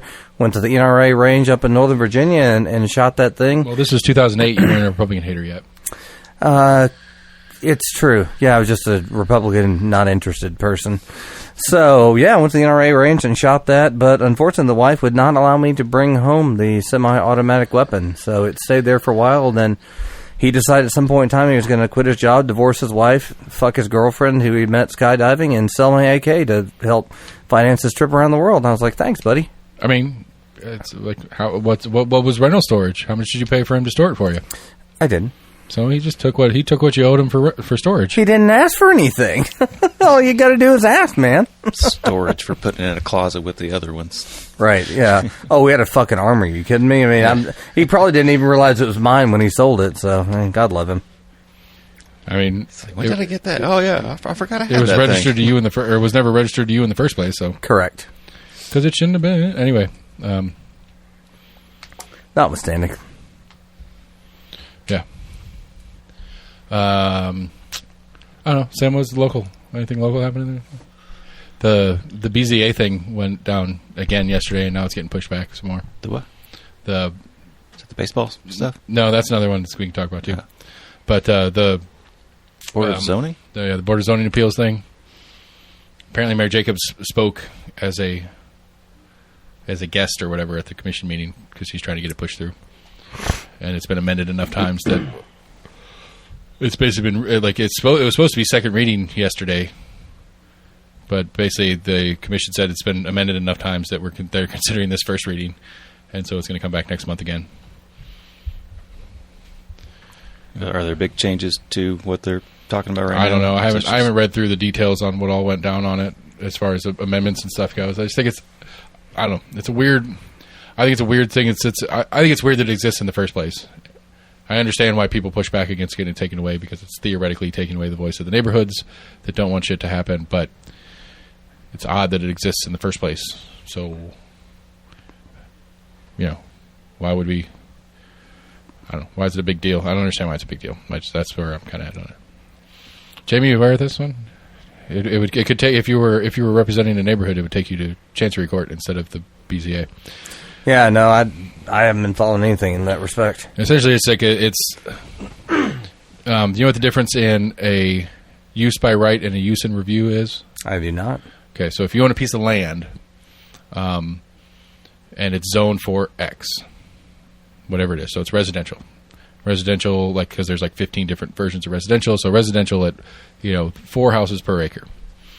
So you own a quarter acre of land in a residential zone that's 4 houses per acre. You can build a house on that piece of land as long as it's a certain number of feet away from, and it can only be so tall, all those fucking different zoning rules that sit in place. That's used by right. Now, certain subsets of land have what is essentially used by right with a review required. And I don't really understand why, but it's basically like, so you own a quarter acre of land in a zone that is zoned for 1 house per quarter acre, and you want to build a house on it, but it's an in-review zone, it has to go before the planning commission with whatever you want to build on it before it can be started. Okay. Whether it's completely within. It can be completely within zoning, whatever. But the planning commission can decide whether or not you can build what you would theoretically have the right to build by zoning rules in the first place. But so if it's an in review property and the zoning commission rules in one way, if you don't like that ruling, you can take it to the BZA and appeal it. And so the BZA is the Board of Zoning Appeals, but it's only for this in review piece of property. And then if you don't like it from there, you go to Chancery Court. And what Mayor Jacobs and some are trying to do right now is take out that BZA part of the process because it doesn't make sense. Okay. So that's it. And so neighborhoods that have been using the BZA to fight back against development don't want to lose it because they say it's more costly to go to Chancery Court because you have to hire a lawyer. Yeah, of course it is. I mean, that process that's what I was thinking. More maybe expensive overall. Maybe but historically, trying to save money by kind of mediating that possibly in the right. But historically, it's a $200 fee to file with BZA, and historically, most neighborhood groups bring a lawyer with them anyway. Yeah, I mean, administrative processes are almost always far cheaper than the judicial route. So, yeah, I mean, that makes sense to me. Yeah. But so, I don't know. I think it's weird that I think the premise of an in-review property is weird to me. So before we even get to the BZA part, the idea is that you're in a zone that's zoned for X and you want to build X, but it has an in-review status so that you have to go to the Board of Zoning, the Zoning Commission just to get it approved to build what you're supposed to be able to build on the property anyway, is weird. Well, how long does this in-review labeled property stay in that status? I don't know exactly. That's part of the. That's part of the conversation. It's a semi-temporary thing. No, I think it's. I think it's like maybe something that's like changed zoning. I think it's in the past 5 years. They're like, okay, this has now gone from residential commercial, so anything new now needs to be in review because it's a different zone than it started with. Infrastructure maybe that would make sense. There. I don't know that that's the case, but that would make sense. That's what seems kind of logical, right. Possibly. I'm curious. I don't know that part of it because all the conversation is on the back half, and this is the first half. This is the first half that nobody's talked about. It's just this is, and so here we are, and that's a good question. I'll ask around. I'll see if I can figure out some parts of that, or maybe something people have already talked about changing that zoning. Right. Like this could change to commercial in the next 5 years. Right. So the baseball stadium thing, I'm totally like. I was told in here by the groups, the inner circle, if you will, of the getting this project off the ground. Mark Mamontoff, Stephanie Welch, and Chris Caldwell. Stephanie Welch is with the city; she's leaving. Chris Caldwell is with the county; he's their finance person. And Mark Mamontoff, who is the apparently state kick-ass most bond rating cool thing guy. He does everything across the state. If anything cool like this happens where there's funding for stadiums and shit like that, Mamontoff's got his hand in it somewhere. And I was told in that process that any overruns from what the county or what the city-county combined entity agree upon, that Boyd was taking out of pocket. And then the stories the last couple of days, it's like, well, we're starting to move forward with this. We're starting to put our planning together. We're starting to actually put out bids for electricians and welders and all the different tradespeople that are going to come in and build this thing. And we're pretty sure it's going to be well over the $74.5 million that the city county has agreed to pay. City county state, that includes the state portion. That was like 30 something, but yeah, you're probably right. The state's putting 13.5. The city county combined $64 million. So it's like 75, 78.5. Something like that. I can't remember the exact number, but mid-70s is what was agreed upon in county commission, in city council, created the sports authority saying you have this much money to build this thing. And now we're like 90. The new number's around 90, so we're like $15 million short. And Boyd apparently is offering a loan to the sports authority. How generous. For that $15 million.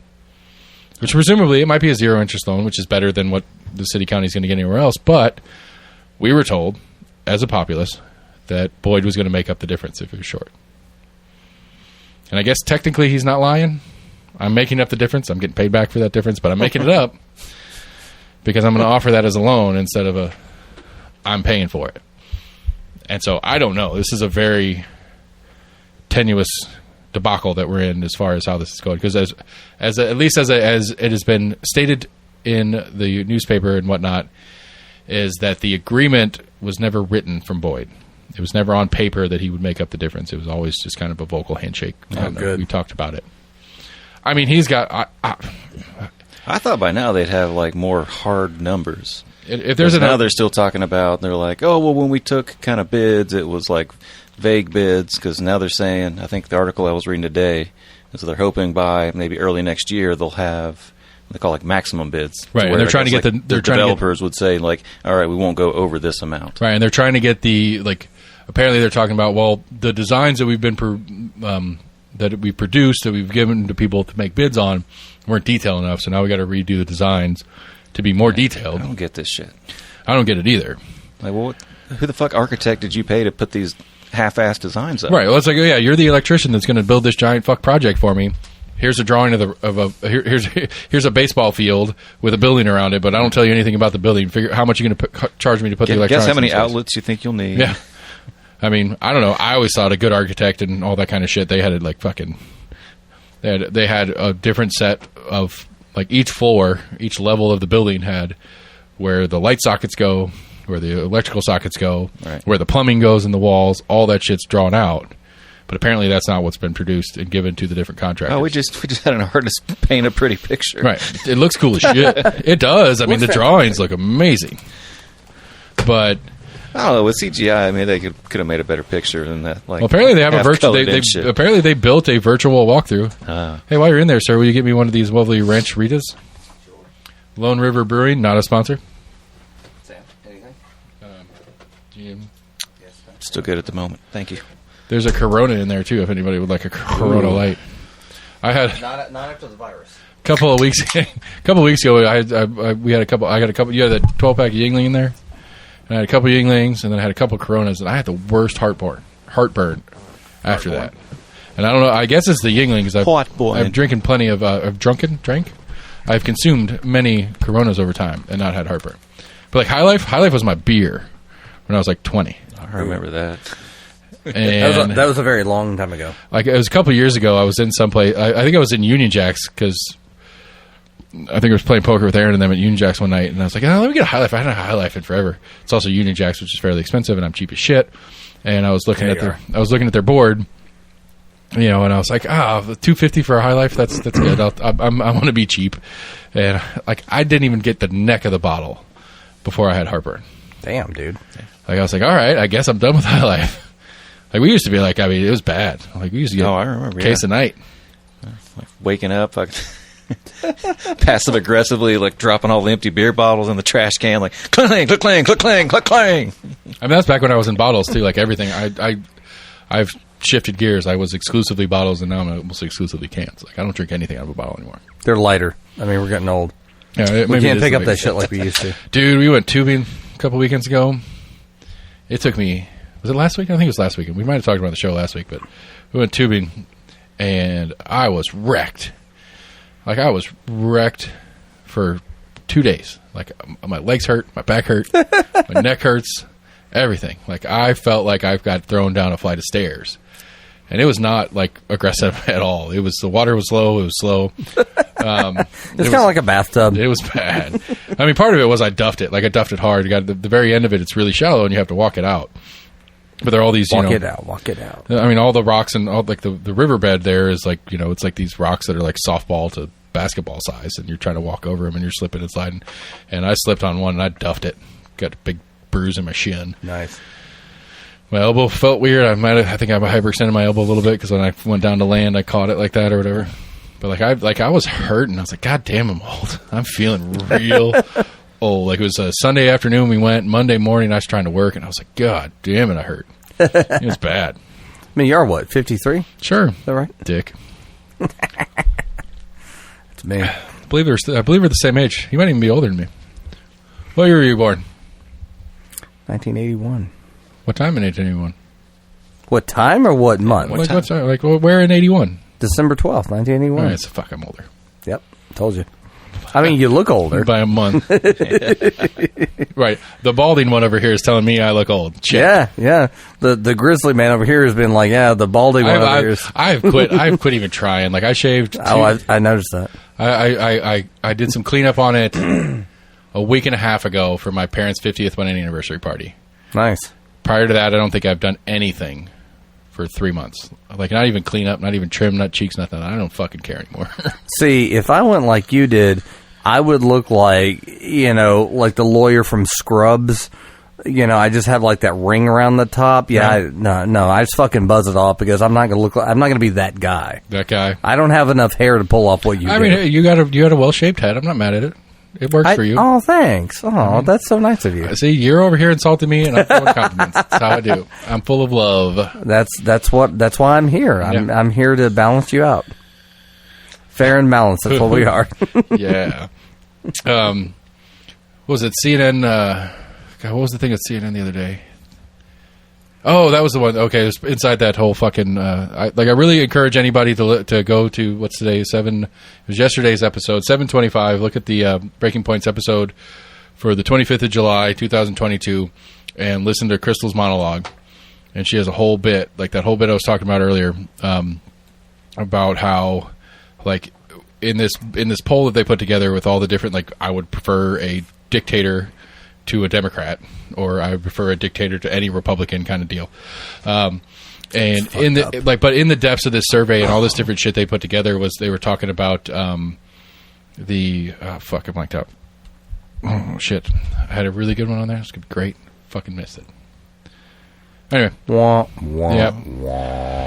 Oh, if I was good, if I gave a shit, I would edit that whole speech I just gave out, warming up to nothing. But I'm not gonna. So moving on. If I remember it, I'll bring it back. The listeners are so excited. Either way, go listen to that monologue because it was a fantastic monologue about how the breakdown. Oh, that's what it was. It was MSNBC. It was like in a subset of the population that they surveyed. There was a subset that was MSNBC and Fox News regular watchers. And so, of the MSNBC or the Fox News regular watcher, they were the higher percentage would prefer a totalitarian state in their favor to any form of democracy. Whether it was the left and MSNBC watcher or the right and the Fox News watcher. And so, anyway, point is, it was good. It was a very Stalin versus Hitler. Got it. Right. It was a very good and in-depth, study that was done, or poll surveys kind of shit that was done. And she talks in depth about it and does way better than I do. Obviously, I was really mad. They were on vacation last week and they had all these weird little episodes. And I was like, "What the fuck's going on? They changed their format. This is bullshit." Yeah, I've seen a couple polls on national news sites, and then they actually do put that it was like they polled 1,200 people, and I was like, wait, that's not a lot of people, right?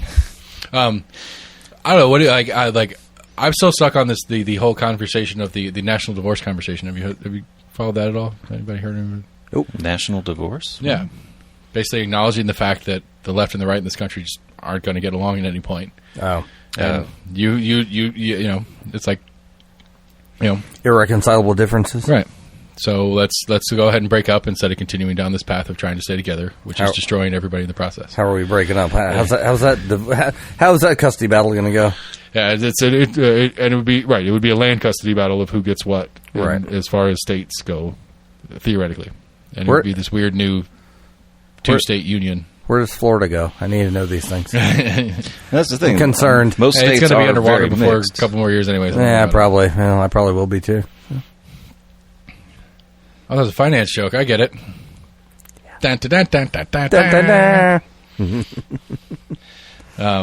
I'm waiting for the market to chill the fuck out on housing too. This is getting ridiculous. That's true.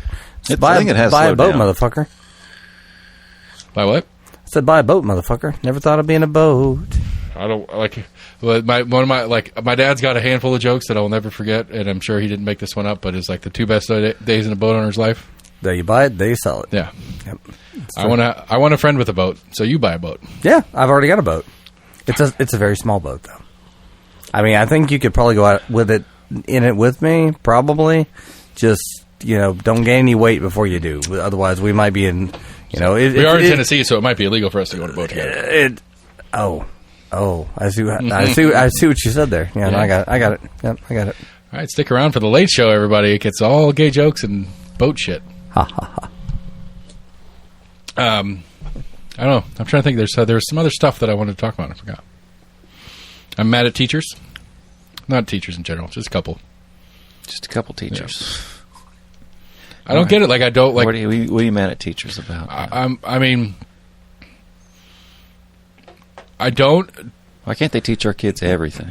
In base principle, I don't disagree. Because they're human? Teachers should be Teachers should be higher on the list of people we care about as a community, as far as if we're going to bother having a fucking collective that is supposed to go for a better future, XYZ. Teachers should be pretty high on the list of importance. I don't disagree with that premise at all. Yeah. But I don't, I just can't, I don't get it. Why would anybody want to be a teacher? And then why would you complain about being a teacher when you knew it? You knew what you were getting into. You knew this was part of the game. How long are you supposed to do it before you say fuck it and leave? And why the idea of fuck it and leave is not okay inside the community. I don't get it. Yeah, plus, they have a fucking union. Where's their union at? Maybe that was their dream. Then that's part of your dream. No, but, I mean, just because that's your dream and it's not going well doesn't mean you can't bitch about it. I don't know, but maybe, I guess. I mean, this podcast apparently is my dream. I'm not bitching about not getting advertisers. I'm not getting paid for this. I spend hours and hours and hours on this and don't get paid much, if anything. But I'm not bitching about it. I'm not saying that somebody needs to do something to fix it. You do it for the love of it, obviously. Exactly. That's my point. If you do, if that's why you got into the profession, then I don't understand what the complaint is.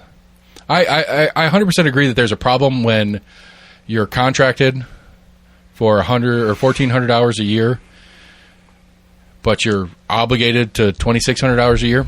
I think there's a problem there. I think your union fucking sucks, and you need to do something about it. You're contracted to work 1,400 hours, and that's what you get paid for? You shouldn't work 2,600 hours. That's stupid. Literally only so much negotiating room you have in certain situations. Then fucking quit. Why are you still doing it? Or quit at the 1,400 hour mark.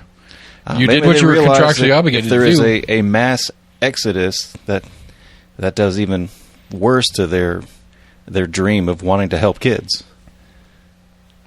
I mean, yes, but you at some point you have to say, I can't help if I can't X. Right. And if that's I can't live, I can't afford, I can't emotionally handle the stress of this job because of what's going on. Right. At some point, those give way too. Right. Some people loathe the idea of just giving up on it. I don't. They're like that. It's that important to them. They don't want to give up. But my point is, you're not giving up on it. You're forcing the issue. But by continuing, by encouraging them to quit, they are essentially giving up on it. No, by quitting, you're making a fucking You're making it a front page story instead of this back page news that nobody gives a shit about. Yeah, but you're also hurting yourself too. Okay, let's talk about let's pandemic. Right, we're full on pandemic. This virtual school bullshit's happening. How many parents were fucking livid because I don't know what I'm doing. My kid's sitting on here with his computer, and he's talking to his teacher, and the teacher can barely fucking do the shit that they need to do through the screen and all this kind of shit. This doesn't fucking work at all. Well, make that all the time. Make that not pandemic. Make that when I have to go to work instead of I'm off of work too because it's pandemic shit. If you want me to actually start giving a shit, the royal me, the me that I always reference on the show, not me personally, society at large. Seth A. Barber? Me, society at large, to give a shit, make the worst part of the pandemic where the parents were most frustrated with what was going on with the education of their kids, make that every day. Parents will step up and figure it out and be a part of it. Or they'll all go private, and either way, whatever. Something will happen because those teachers that need to do it, that are capable of doing it, that are the ones that are the best equipped to do it, will get the results will get the respect and pay that they deserve when they make a point out of it. But if they're going to keep working for free, why would the state do any different? It just doesn't make sense to me. And that should be universal to anybody in any job. I mean, hindsight's great. Yeah, I agree with you. Okay, but you can't expect to fix it by complaining about it. You have to fucking do something. And right now, if the complaints that I'm hearing are correct and accurate, then fucking quit. And make it so that we have 60, 65 kids in the classroom and every single parent is livid because their kids aren't learning shit. I understand the idea of you don't want to put the kids through that punishment. You don't want to punish the kids for the failings of the adults, but the adults aren't going to step up until the actual failing matters. And right now, the failing doesn't matter to the adults. So do something. Make a move. I think the state has already kind of preemptively done that. I think we just passed a bill that basically says you don't have to have a teaching license, but if you're like an engineer, you can teach a math class, or if you're an architect, you can teach blah, blah, blah. And I'm curious how that's going to fly. That's going to roll because there's a lot of teachers that are pissed off about that because they went through all that shit and spent all that time in school and stuff like that, which I agree with them. Right. But we need teachers in classrooms and accredited, teachers with their licensures and shit are not in the supply we need. And again, until parents say, I'm not cool with some random fucking lawyer teaching my kid ethics in middle school. Yeah, don't do that. I'm not cool with that because they don't know what they're doing. They don't know how to handle a special needs kid. They don't know how to handle X, Y, or Z. Or maybe it's just like, that's just a babysitting program. That's all we wanted schools for anyway, and everybody's happy. And then we have another generation of fucking morons come out and whatever.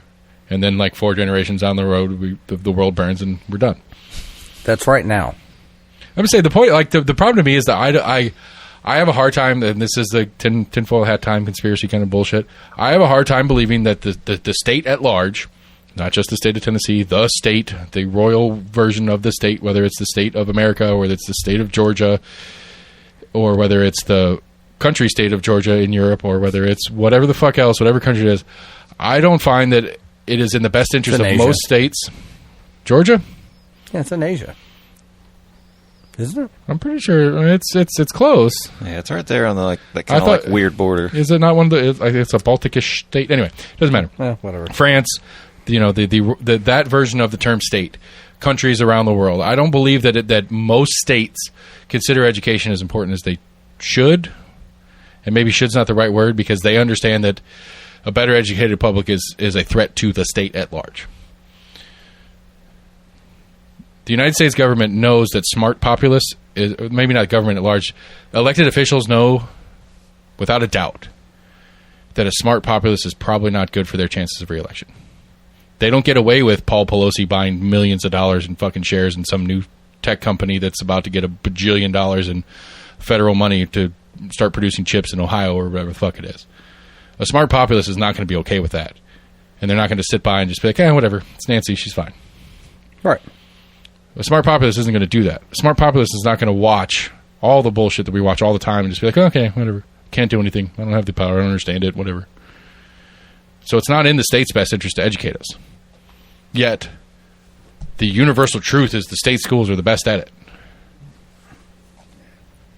Do you? Am I wrong somewhere in there? In the statement of that the state is not.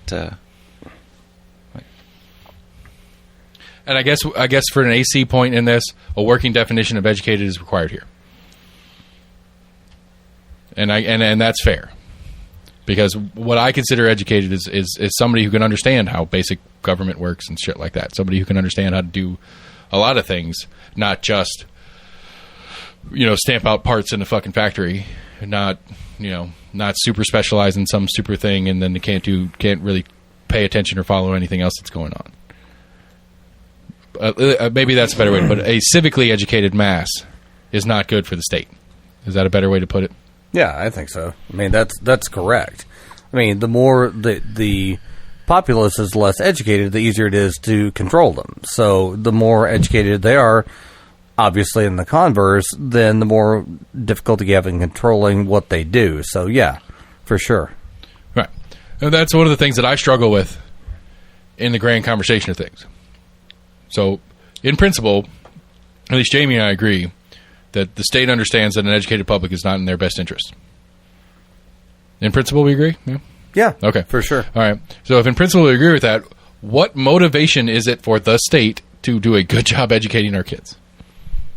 Ooh, pick me. Go. Pick me. 0. I'm just saying, that's the problem I have with it, is that, we want to argue about CRT or all this other stupid shit that we're arguing about. The whole thing is built, and this is, you can look this up, the United States education system is built off the Austrian model, which was to build patriotic factory workers. That's all the goal of the U.S. education system is. We want people that can do the job, they can read the manual, but aren't smart enough to ask questions about why they're there and why they're what they're doing, and then when we call them up for the Army, they're going to go fight for us. Yep. Because Patriots. Austria was having a really, really hard time getting people to stay in their army. They would conscript them, and they would run away because there was no unifying thing about Austria that they gave a shit about. And so they started a system where they're educated to love their country enough to fight and die for it when asked to. And that's the same fucking thing we're doing here. And we've been doing it since the 60s. It's working very well. It's fucking crazy. But we're too busy talking about dumb shit like how much we pay teachers or how much this, that, and the other. But the teachers are paid by the state, who doesn't have an interest in educating their kids. I think my head just exploded. I think I think it drives me nuts. It's a good thing this is like 2 hours in and nobody's going to hear it. It's a short drive. I'm just saying that it's like if this were earlier in the show, somebody might actually heard it, so it could get me in trouble or something like that. Like CIA will show up and be like, "Hey, man, you don't need to tell people about that." Well, you have the right to edit, so. But I'm too lazy to have this conversation. Oh, yeah, it concerns me, and I hate the fact that I can't afford to do better for my kids. And I don't know that many private education systems are much better at the process. They might be a little bit. It depends. You know, I don't know. Like, there's part of me that wants to go buy fucking 100 acres up in the fucking woods somewhere and just build a fence and say, leave me the fuck alone, shoot anybody who walks on my land. That seems like right up your alley. I feel like I look like it right now. You do. and if you just keep driving your truck, you'll be fine. Yeah. You save money. Yeah. But, I mean, I don't own the land anyway, so it doesn't really matter. At some point, it'll get taken away from me. I hate property tax. There's one. I hate property tax. Does anyone like it? I think it's immoral. There's a better way to put it. Oh, well, we're going down that road. Yeah, I'm too tired to go down that road. It's been a long week to go down that road. Whatever. You're quitting your job. You're not doing anything. You're breaking up with all your clients right now. I don't want to hear it. Oh, they're going to miss me. Actually, probably. I'm sad about it. Like I teared up a little bit. No, I did too. It's going to be different. But the sun is going to be shining. The waves are going to be crashing, and I'm not going to be doing that. Well, road trip to Tampa in the next couple of years. It's on. Do it. It's happening. Come on down. So anyway, early voting ends Friday. Go vote. Go vote. Everyone go vote. I was trying to explain to my eldest like election stuff, and I was like, I feel like I put together on the spot a pretty good example. Before you said it, how old is your eldest now? 12. Got it. Roger. So I was like, one of the problems I have with this whole thing is Knox County, we have 500,000 people, 320-ish or so thousand of them are of age to vote. Only about 200 are registered. So there's 120,000 adults in Knox County that aren't registered or have felonies and aren't legally allowed to vote or are registered in a different place, whatever, blah, blah, blah. As of right now, I think 15,000 is the early voting stats right now. Ouch. Right, and the expectation from people that pay attention to this kind of shit is maybe 50,000 votes. For early voting? So no, total for this. A quarter of registered? Right. 10% of the population, a quarter or so of registered voters in the county. That's sad if it's only a quarter of registered voters. I mean, one would think if you registered, you would vote. Right. Jesus. And so, so I was trying to explain it to him. I was like, so think about it like this. You're running for class president or line leader or whatever it is in your classroom. You got 20 kids in your class. Dog catcher. And you win the election with 3 votes. One of them was yourself. And your opponent lost the election with 2 votes. One of them was himself. Because only 5 kids voted. The other 15 didn't vote. Now, if it's me, I'm thinking, why didn't those other 15 vote? What are they thinking? What do they want out of this system? This is democracy, right? This is what everybody wants. They're not thinking. Well, the 15 at least don't want either one of us. That's at least evident. Or don't care enough to pick one of us. Yeah. And I was like, as I'm explaining to him, and as I already knew this idea or whatever, but as I'm explaining, I was like, damn, that's really fucking gross. Like, that sucks. Like, I feel like if I won a race in Knox County with my total is like 7% of the total population that could vote for me, but I beat the other person because they only got 5% of the total population that could vote because 60-something, 70-something% of the population that's votable didn't bother. It sucks. And so that goes to, Mr. Coup, whatever you want to go on that kind of rampage or whatever. It's like, those idiots that decided that storming the Capitol was worth it, they probably vote. Oh, yeah, they probably do. I mean, they may not know how to, but they're going to try. But I'm just saying, like, they vote. They got off their sister long enough. Walk up to the building. I vote, blah, blah, blah.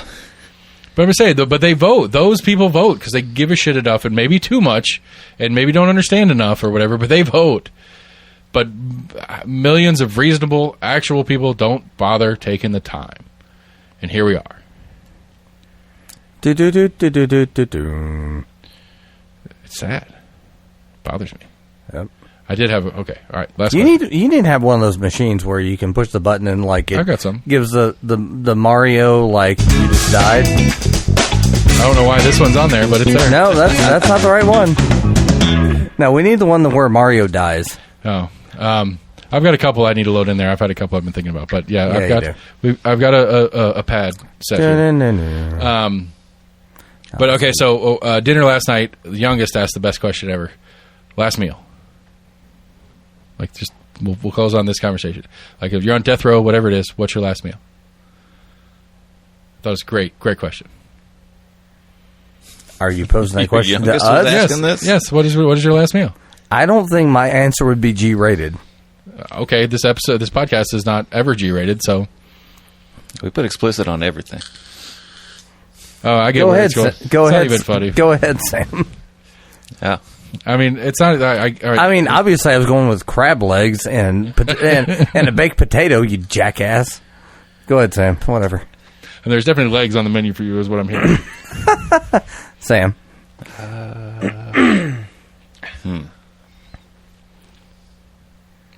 That's a tough one. I mean, it can be.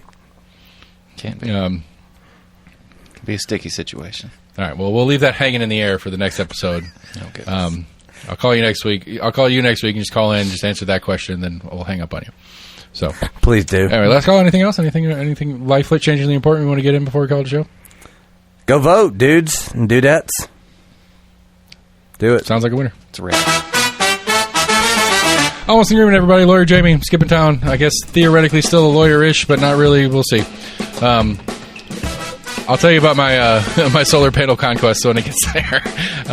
We're almost agreement at gmail.com. Find us on Facebook, on Twitter, on YouTube. Go to the website, almostagreement.com, and go there. Check out my voter guide 22. It's got all the races and stuff like that. It's got links to shows that if I had a show with them. It's got links to websites as well. Like I said, last day to vote for early voting is Friday. General is next week. I personally am an election day voter. So next week on the show, we'll talk about who I plan on voting for and stuff like that. So go to your favorite podcast provider, follow us, like us, share us, tell your friends about us, that whole thing. We're going to keep working on it. Check out the Compass podcast, Compass Points podcast on all your major providers as well. They're sure as shit smarter than I am. So anyway, almost here, everybody. Thanks for listening.